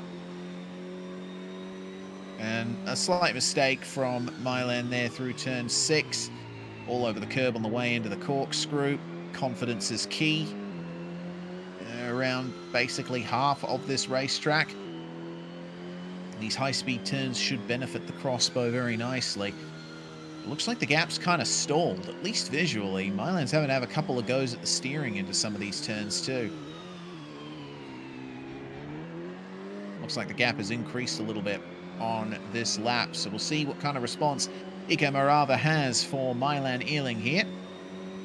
129.3 for Marava, and Ealing with 129.026. So looks like the gap is actually still coming down here, even though the visual gap that you see out in front of the camera here doesn't quite tell the full story.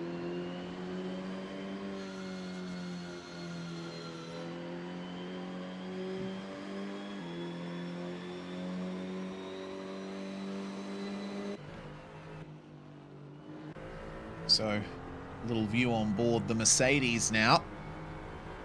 Very different engine note to the KTM Crossbow. And a rare sort of rear view of the run into turn 6 there. Ealing was looking quite aggressive over that curb, and getting the run right through the corkscrew is crucial to the lap here. It's a corner that rewards both aggression and patience in equal measure. It's one of the few corners that really scares me in the sim. It certainly scares everybody in real life. It's one of the most famous racetrack corners on the planet for very good reason.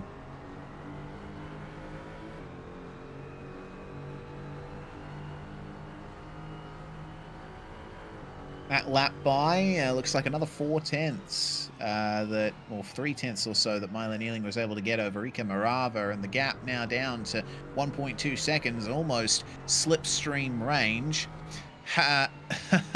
Looks like that's going to be another $50 from Hazza Walker to add to the Yami Fan Club's $100 there. We are now over half done for the donation goal, so a huge thanks to all of you for helping out over the course of this event.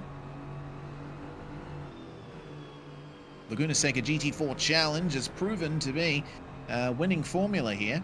We've had a great turnout for this event, we've had great racing, and we've certainly had a great amount of donations come in as well.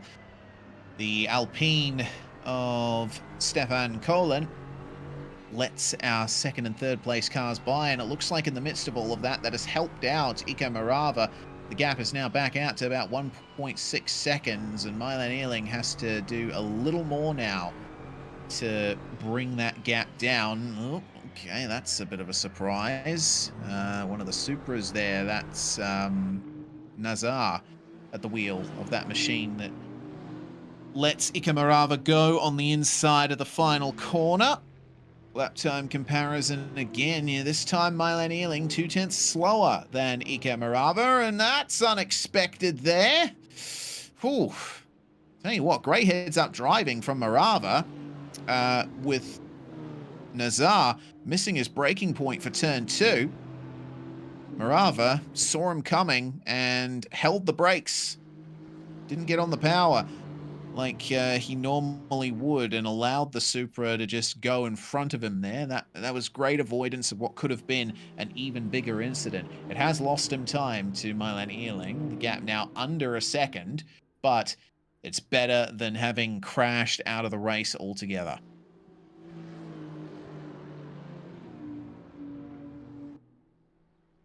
So the drama doesn't stop. Just under 32 minutes remaining. And some beautiful runs through the corkscrew I've seen from many of these drivers. Interesting to note that Milan is getting to the inside of that left-hander a lot sooner than Ika Morava is. And it seems a bit of understeer for the Mercedes on the way out of the second last corner. Has to go defensive versus the KTM. Milan, though, once again will find that the KTM probably not the best car in a straight line, even when the driver in front of you makes a mistake. He'll draw alongside through turn 1. The braking zone for turn 2 comes up there, and the Mercedes defends nicely to the inside. Then through the flat technical first sector of this racetrack, slightly wide of the apex is the Mercedes. Milan is hitting basically every apex here. He is getting straight to the inside of every single corner. But Morava, with the Mercedes' extra power over the KTM, seems to hold, albeit a very, very slim advantage for the time being. But this battle is truly heated up now. What can Milan do to get the move done here on Ika Morava, who will be well in tune with his Mercedes at the moment? Lovely run out of the corkscrew for Milan, and he's going to get up the inside here. God, the KTM is just monumental through that turn. And Milan Ealing gets second place. What kind of a fight back is there going to be from Morava? Just enough room left to the outside. Milan, of course, being the first to the apex, and Morava gets pushed out wide. He'll have to yield the position for now.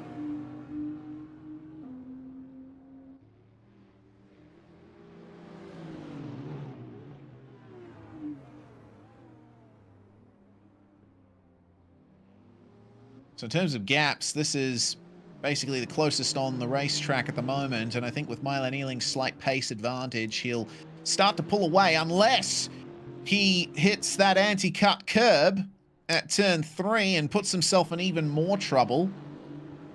Those anti-cut bumps at the apexes here are, on a personal level, my least favorite part of this circuit, but they are there for a reason. To deter people from cutting corners and pushing too hard there. They're going to make contact into turn 6 once more.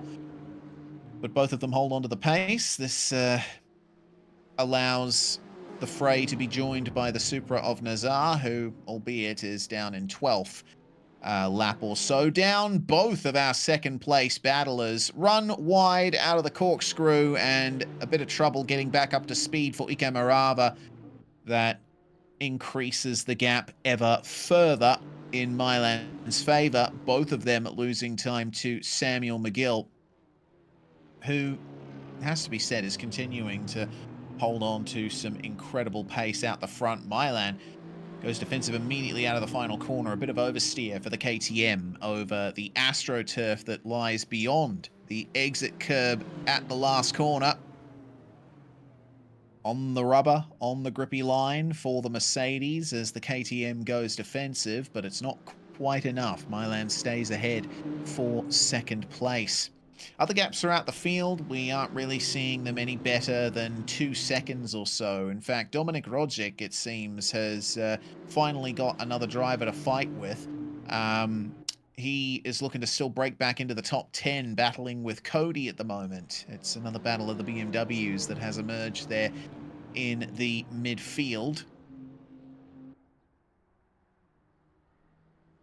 Then we have 4 seconds between Sisilski and Kurkovic, the teammates. They won't make life too difficult for each other. The two vodka fighters, Supras, have had a very up and down adventurous race. Oh no, coming together for second. Morava and Ealing have crashed at the corkscrew. And they both get going again.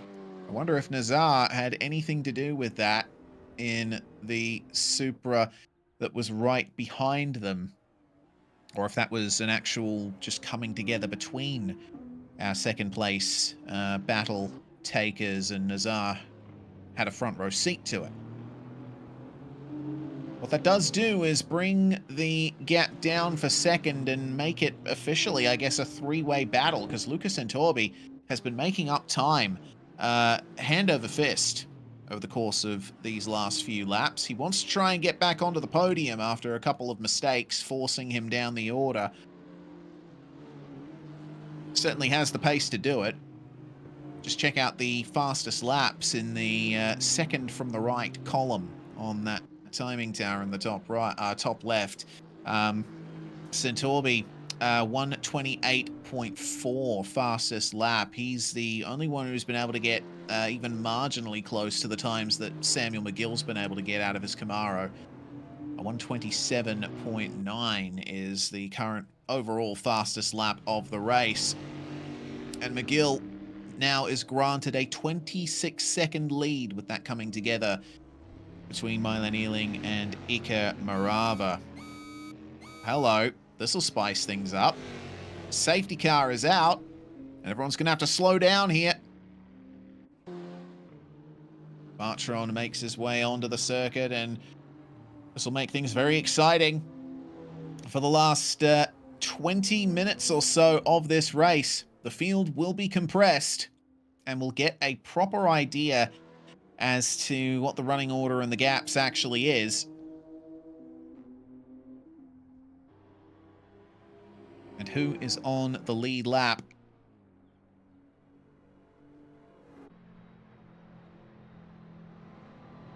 Will give me an opportunity for a bit of a drink. I'll be back in a moment.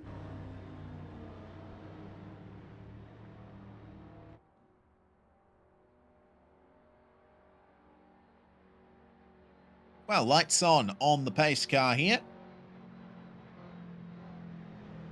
It's good to see the McLaren MP412C still get some love. It's been superseded now, I think, by 2 generations of newer McLarens in the GT3 world. It was really one of the first GT3s to really have like a big impact as waiver rounds begin. And Nazar is let past the pace car.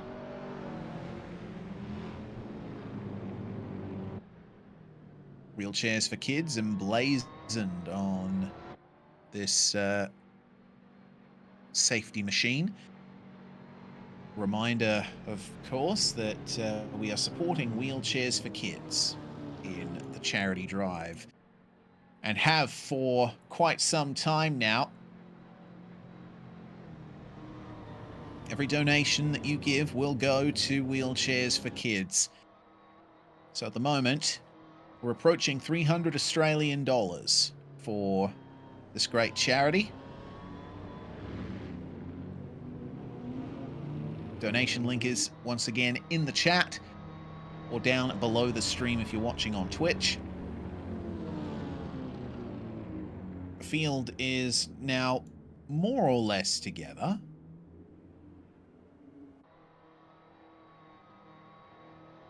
And we have our idea now of who is where. So there is a lapped car in between Samuel McGill and Milan Ealing. It looks like Cody down in 10th place. Lucas and Torby will be right on the attack once this safety car period ends.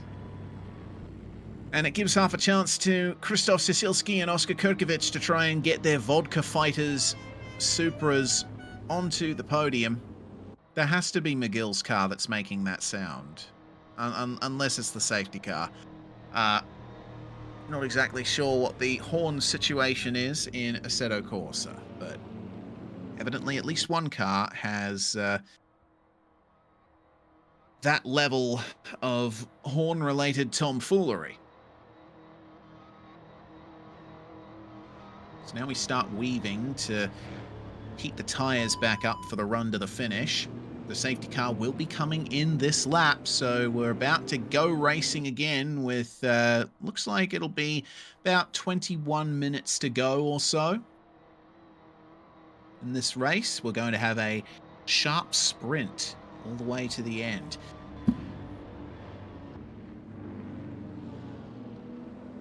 This'll dial up the pressure a bit for Samuel McGill. He will be helped a bit by the lapped car in between himself and the rest of the podium, but McGill has cracked under pressure once before in this race. The spin out of this very corner when he was trying to recover the lead after his problems on lap 1.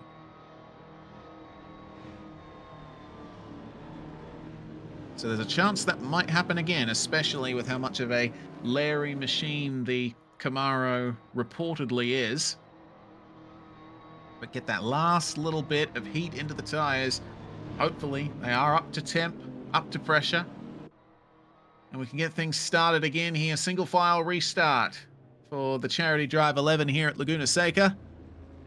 In comes Martron, and Samuel McGill will lead us away as the green flag is about ready to fly. And McGill pulls away. And that will be a solid lead already for McGill. Meanwhile, battle between the vodka fighters Karl Krzysztof Sasilski and the Alpine of Stefan Kolen, who's running in last at the moment, but evidently the Alpine is very strong on the restart here versus those two Supras.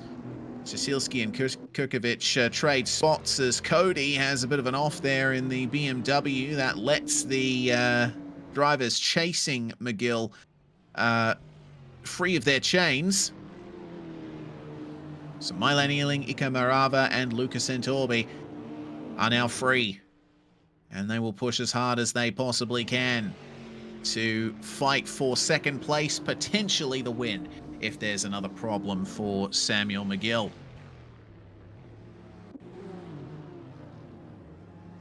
Meanwhile, Juan Gramage and VHK, they've been together before, and they are again.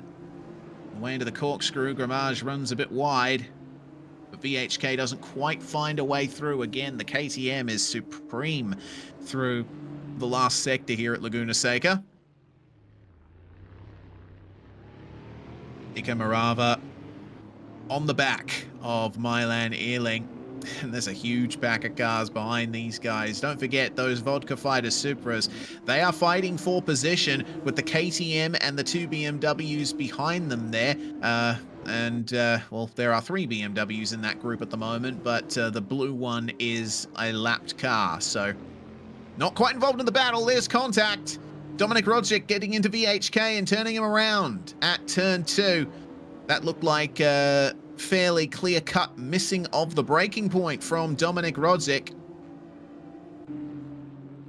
He will continue on. VHK rejoining about 1.5 seconds behind Arno, who isn't even showing up on the frame at the moment. Okay, so it's Cody and Fives. They are both driving the same color BMW. There's a mistake for Oscar Kurkovic. That lets Juan Gramage and Dominic Rodzik by.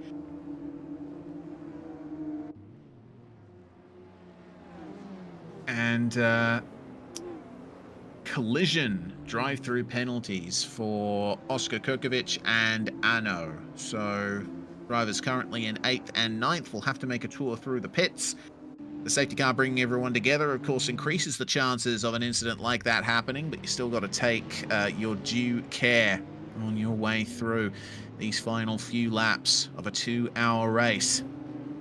Centorbi, it seems, has gotten past Ika Marava there. And now Juan Gramage gets into the top 5. It's a nice run out of the final corner for him, and evidently that KTM is a bit more powerful than a straight line than I thought. But the Supra's going to try and fight him into the braking zone. Loses a bit of speed, but he's geared up the exit very nicely. It looked like a bit too much pushing for Krzysztof Sisilski. And race control has been right on the incident between Dominik Rodzik and VHK. Rodzik now has a drive-through penalty himself, so that's going to put Rodzik, Kurkovic, and Ano to the back of the lead lap running order. Samuel McGill is holding on nicely to the pace up the front. His running lap times that are basically match Milan at the moment. Here's Denis Ferreira and Nazar battling for position. 12th place up for grabs here. And we'll see who's the last of the late breakers into the corkscrew, if there's any yielding from Denis here. He pushes hard. Ano runs wide to let VHK through. Don't forget VHK is technically a lap ahead of those two battling Supras. So Rodzik will pull into the pits and serve his drive-through here. A very difficult pit entry at Laguna Seca. Basically going down to 40 kilometers per hour to negotiate what is a very tight left-hander with nothing but a tire bundle and a concrete wall to greet you if you run too deep. Battle for seconds still on. Milan Ealing has held on to it. McGill is now out to a 2.7, 2.8 second gap. So unless the Camaros him, it looks like Samuel McGill will be holding on nicely to this lead under not much threat from the two battling behind him. Just needs to keep it together for another 15.5 minutes, plus however much of the rest of the lap he'll need to complete when the timer runs out. But Centorbi, he has been supreme on the exits of these medium speed, high speed corners. So the run out of the corkscrew is going to be incredibly important here, and Centorbi will be well aware that, oh dear, okay, problem for Ealing there, running wide on the exit of the corner, but the KTM's performance through high-speed turns kept him ahead for a few moments. The move is made for Luca Centorbi up into second place, and whoop, there's the big dive to the inside from Milan Ealing. Is there contact on the exit? No, they leave just enough room for each other to get out of the corner. And now the Supra will get that tiny little bit of extra speed down the straight, but the geometry of the track favors the KTM there. Inside line for Milan Ealing, and he has the position. He keeps it. It brings Ika Morava right back into the fight for second place. Oskar Kukovic takes his drive-through penalty. And that will round things off, I think, for the drive-through penalties that had to be served, unless I am mistaken. But through turn 5 we come, and now Centorbi's having to gather his wits about him for another assault on Milan Ealing, who is desperate to hold on to that second place. Well, now Luca has to look in his mirrors and see that Ika Morava is still right in contention for a podium position and a discount code in the online shop at suitspeed.com, but a little wiggle out of the corkscrew. Not a little one, it's huge. Big slide. Almost a tank slapper for the Mercedes of Morava. And that brings him out of contention for the podium for the moment. Got to keep an eye out for Juan Gramage as well. He's not too far behind. Neither is Sisilski. So this battle is far from over, and we still have those positions in the top 6 left to sort out. I didn't realize Gramage was such a factor in this race, but apparently it's a good day to be a KTM driver.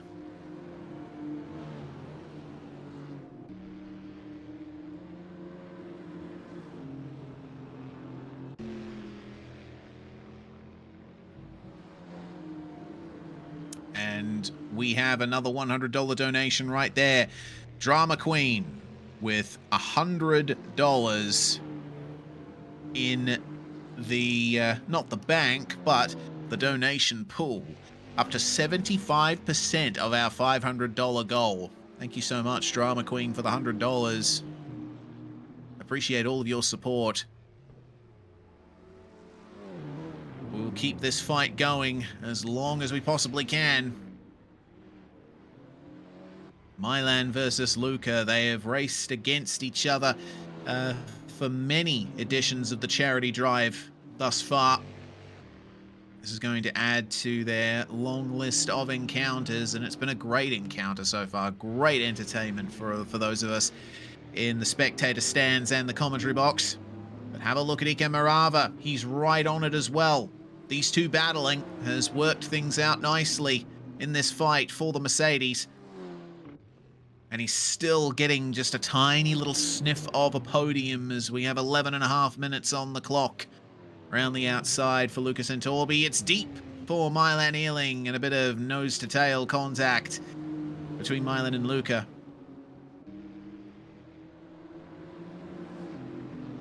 Nice and gentle run. Yeah, those medium speed corners are where the Supra really shines. I mean, just look at the exits that Centorbi keeps getting there. The KTM has the mid-corner speed and holds on to it very nicely, but every time Luca gets on the power, the Supra just seems to be almost unstoppable. Oh, that's close. That is super close. Out of turn 6, and that's going to bring Ika Marava right into it. Every time they come up to the corkscrew, a bit of dust thrown up, maybe a lock-up. These three are pushing as hard as they ever have. And Gramage is still sitting back there about 3 seconds behind Marava. If anything happens in this battle, Gramage will be there to pick up the scraps.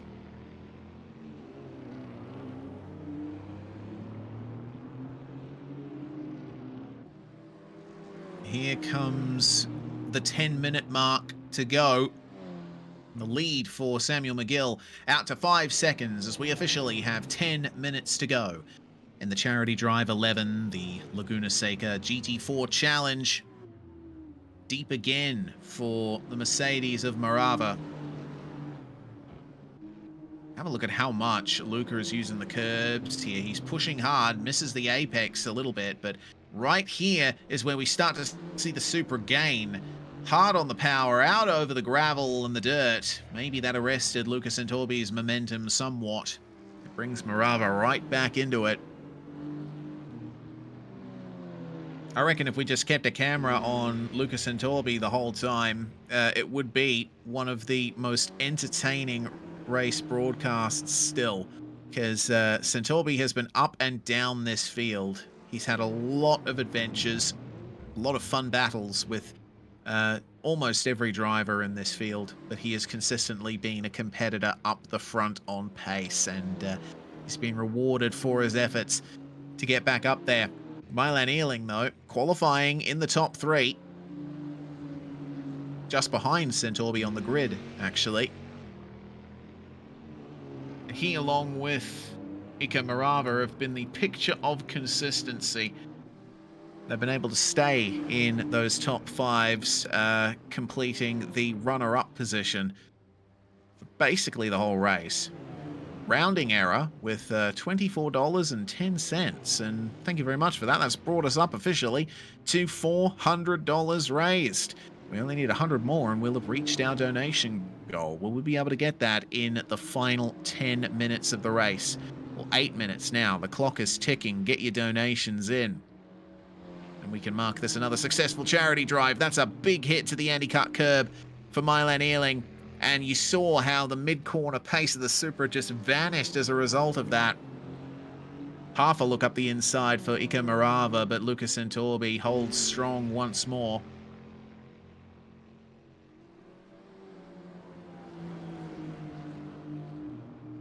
Now comes the next opportunity up at the corkscrew for Marava with the front row seat to this battle.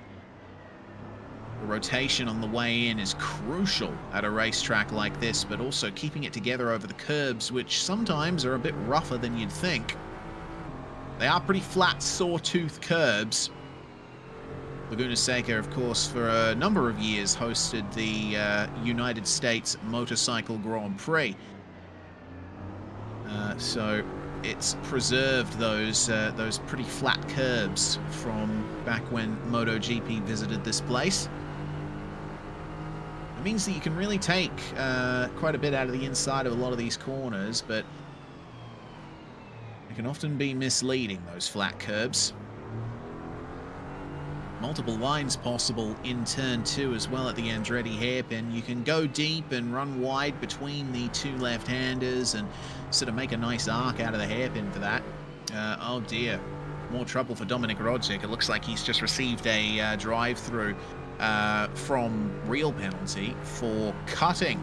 So a bit too much off-track action there for Dominik Rodzic, who already had his race ruined a couple of times. First by a procedural error in the pit lane, which lost him a lap more than it should have when he had to take his long stop, and then drive through for contact from race control off the restart.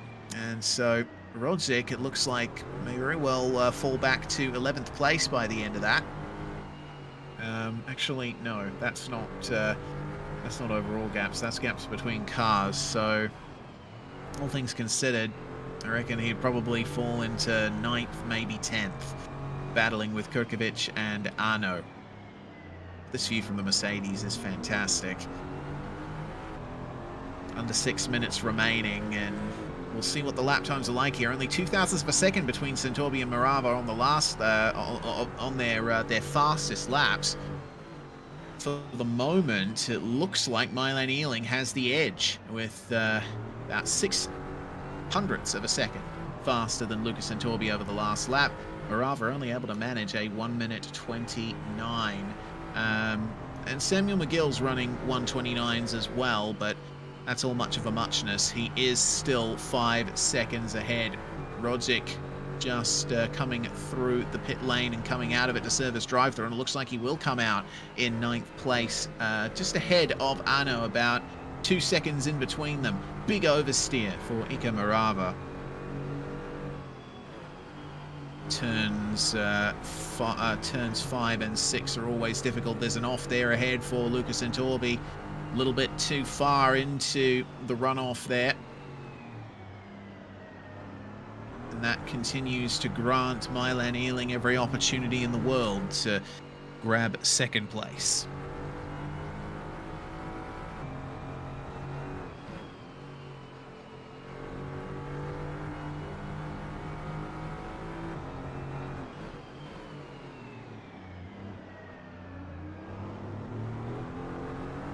It looks like Lucas Santorbi is starting to wobble a little bit. Ika Morava, ever the picture of consistency, keeps himself in that fight. Oh, that's very deep for Santorbi. Incredibly deep. And he runs wide in the second part of turn 2 as well. So now Milan Ealing will skip away. The runner-up position will belong to him if he can keep it together. With about 3.5 minutes remaining, that is basically 3 laps of Laguna Seca, and we'll throw in the rest of the lap. There's 3 or 4 laps to go, my estimation there. It'll be very hard to make up that kind of gap in 4 laps, let alone 3. Especially when you've got a Mercedes breathing up your rear, like Ika Morava is doing to Lucas Santorbi at the moment. Other battles around the circuit include, for 6th place, there's only 1.5 seconds between Krzysztof Cieślski and Cody. and we still have 3 seconds between Anno and VHK. Dominic Rodzik has gotten back up to pace nicely in 9th place since taking that drive through, and has edged things out to 13 seconds between himself and Anno, and could be catching up to Oscar Kurkovic by the end of the race. Gaps equalising a little bit here between the battlers for second, as Milan Ealing lost nearly half a second on that last lap. Centorbi with a 29.0, Morava with a 28.8. This is ebbing and flowing like mad in these last 4 minutes of the race.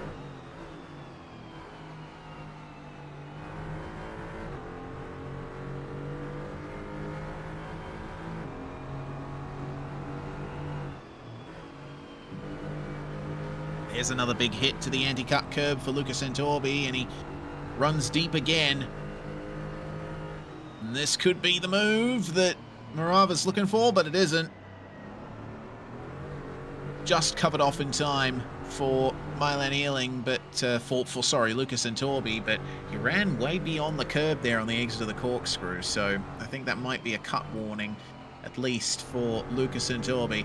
1 minute and 22 seconds remaining in the race, and we'll have Samuel McGill coming across the line to start the last lap of the race.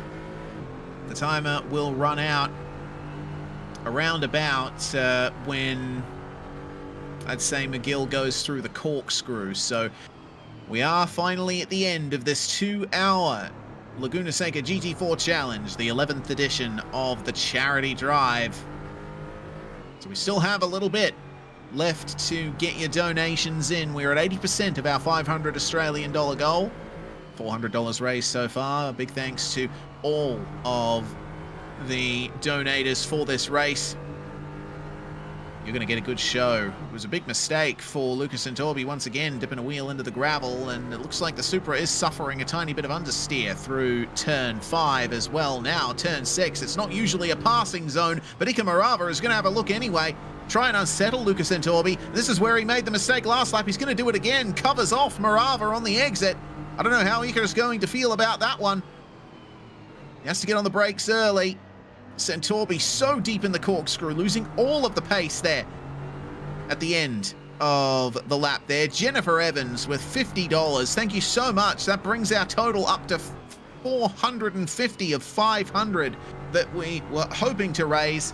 Out of the final corner is going to come Samuel McGill, and that's a big move for Ika Morava, trying to get P3. It's not going to work. There's McGill crossing the line to take victory. Milan Ealing in second place, and Luca Centorbi rounds out your podium, though not for a lack of trying from Ika Morava. What a fight between those two.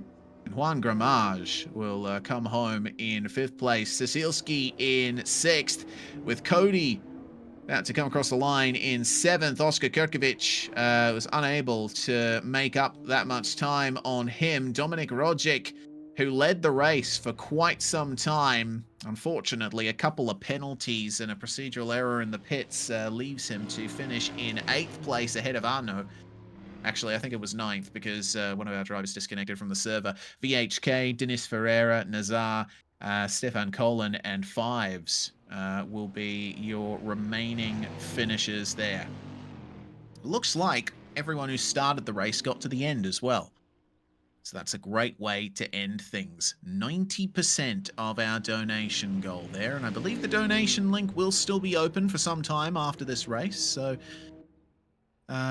if you weren't able to donate over the course of this event, you will still be able to contribute.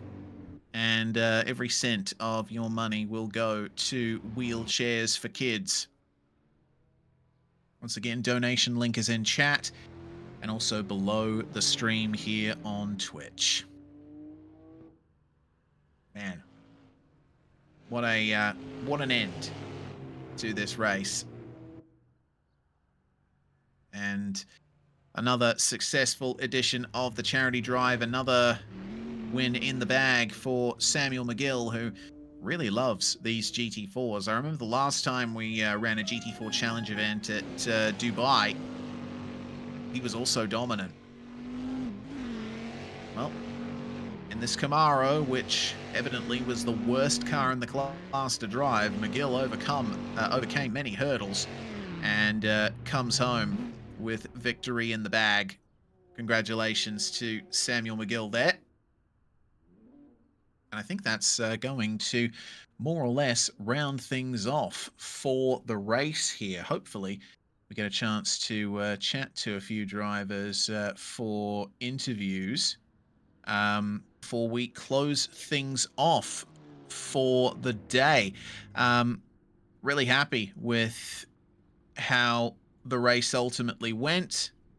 For everyone in the chat, big thanks for giving your input and donating your hard-earned cash. Well, here we are then at the end of this 2-hour event, and Samuel McGill will join us once again. Talked to you mid-race shortly after your pit stop, and it looks like that is the win in the bag for you. Yeah, very, very pleased with that, you know.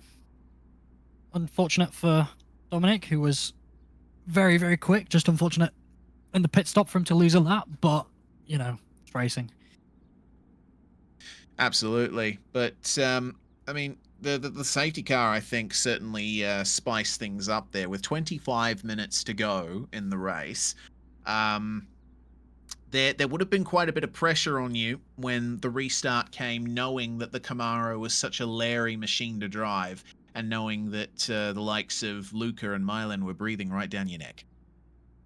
Yeah, well, it was on my mind, but I think my original thought process was just don't let them get alongside, because the Camaro is very much one line suits it. So the second you end up veering off that line, you lose a lot of pace and can very easily end up facing the wrong way. So yeah, it was very much don't let them near. Get a good restart and then just try and pull away again. And pull away you did. That's another win in the bank for the charity drive events you've taken part in. I was just saying that last time we ran GT4s, I believe, was the 2-hour challenge race at Dubai. And you also won that. You're also competing up the front there. So I suppose GT4 is your car class of choice. It's at least one that you've seen plenty of success in. Yeah, well, it seems to suit it. I think I've got lucky both times with being the only person to drive the Camaro, so maybe it sort of avoids BOP to an extent. But I mean, there were points through that race where, you know, I was getting restrictor added every single lap to try and pin it back, and it just didn't seem to really make much of a difference. So yeah, I think it works. You know, it suits my driving style, and I can somehow be consistent with it when others can't.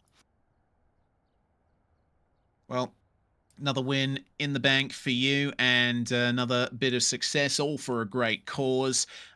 We ended up raising 450 of our $500 goal by the time you crossed the line, Samuel. So yeah, I guess it's now a congratulations to you, and looking forward to the Nürburgring 6 hours. That's going to be an interesting one for sure, particularly when it comes to car choices. You know, we're going to be seeing an absolute smorgasbord of cars being submitted for that. Yeah, absolutely. I look forward to seeing what could potentially be be used, and I'm looking through myself, seeing what I could use, and I'm very tempted by a certain Dacia, but we'll have to see how that goes. We absolutely will. Well, thank you very much for joining us, Samuel, and congratulations once again. We'll see you next time, I'm sure. Yep. Thank you very much. Well, Samuel McGill will round things out there, and we can, I believe, welcome Luca Santorbi to the commentary box, our third place finisher here tonight. It was a nice run in the Supra. You had quite a few adventures on the way through, but it just looked like you couldn't get rid of Milan and Ika there. Oh, the final laps after the safety car was really an intense one. I was following Milan, and as on track might have been slower, but my micro mistakes were what cost me not managing to get past him. With Ika, I managed to have just enough the defense to leave him behind me, but wasn't easy. Wasn't easy. No, certainly not. I made observations multiple times through the race that the Supra seemed to be very strong on corner exit. It seemed like it just had that grunt that it needed to get out of the corners. But the KTM was supreme through the really quick corners. So you really had to try and pick your moves. Yeah, following Milan, the final corner, even if the Supra might have had a good acceleration, I could not, for the life of me, hang on to the KDM on the main straight. Gotta say, for the sole corner, yeah, the Supra was just advanced, and under braking, I gained all the time back. But once an opportunity arose, the KDM just flew away. There was nothing to be done. Regardless, you still managed to get a podium for your troubles and a discount code for Sudspeed's online store. So you've certainly come out of this with a good measure of success, and Nürburgring will certainly be one to look forward to towards the end of the year. Yeah, I think I've been told that the gloves will be handed down to me, as I think Yami and Milan don't want them, so I've been told I get the gloves. But I think what is more important to me in this race wasn't the position. I was driving for a message on the car. Put it very close to my heart, the subject about now. It is a bit of a tough subject, but has to be spoken about. It's about the National Suicide Prevention Month, and I was driving for that message. Well, that's amazing to see, Luca. We really appreciate you putting that on your car, and with the podium finish, you certainly gave it a lot of great exposure. So thank you very much for joining us, for speaking, and yeah, enjoy your podium and your potential Sudspeed gloves. Thank you. Awesome commentary by you guys, and hopefully see you soon. See you in the next race. Hopefully this time me on top. Yes, well, we shall see. Can Lucas and Torby fight back at the Nürburgring 6 Hours 2004 Revival event that is going to be the last charity drive event of 2025? It's been a great run that we've had this year, and it's looking to continue. Well, that is going to, I think, round things off here, because we don't have any other drivers coming in for interviews from what I can see. We want to thank you all very much for tuning in over the course of this stream. All of the donators. Oh, one last donation that we've heard here. We have Douchey Racing, which donated $50, and that's brought us up to $500. Fantastic stuff. We've reached our donation goal just in time for the end of the stream. Well, Ditchy Racing and everyone else who has donated money, their names have been scrolling across the top of the screen the whole time. We want to thank each and every one of you for helping us get to that donation goal. And you can keep donating. It's not the end. And oh, hello, my impersonator is back. $50 from me. Thanks, me. Oh man. Oh dear. Well, I mean. Yeah, I don't really have anything more to say other than thank you. You know, it's been a fantastic event once again. It may have just been me speaking up here in the comms box, but Haz has been keeping me company the whole time in production. Want to give a huge thanks to Hazza and all the crew at the Charity Drive for putting these events on.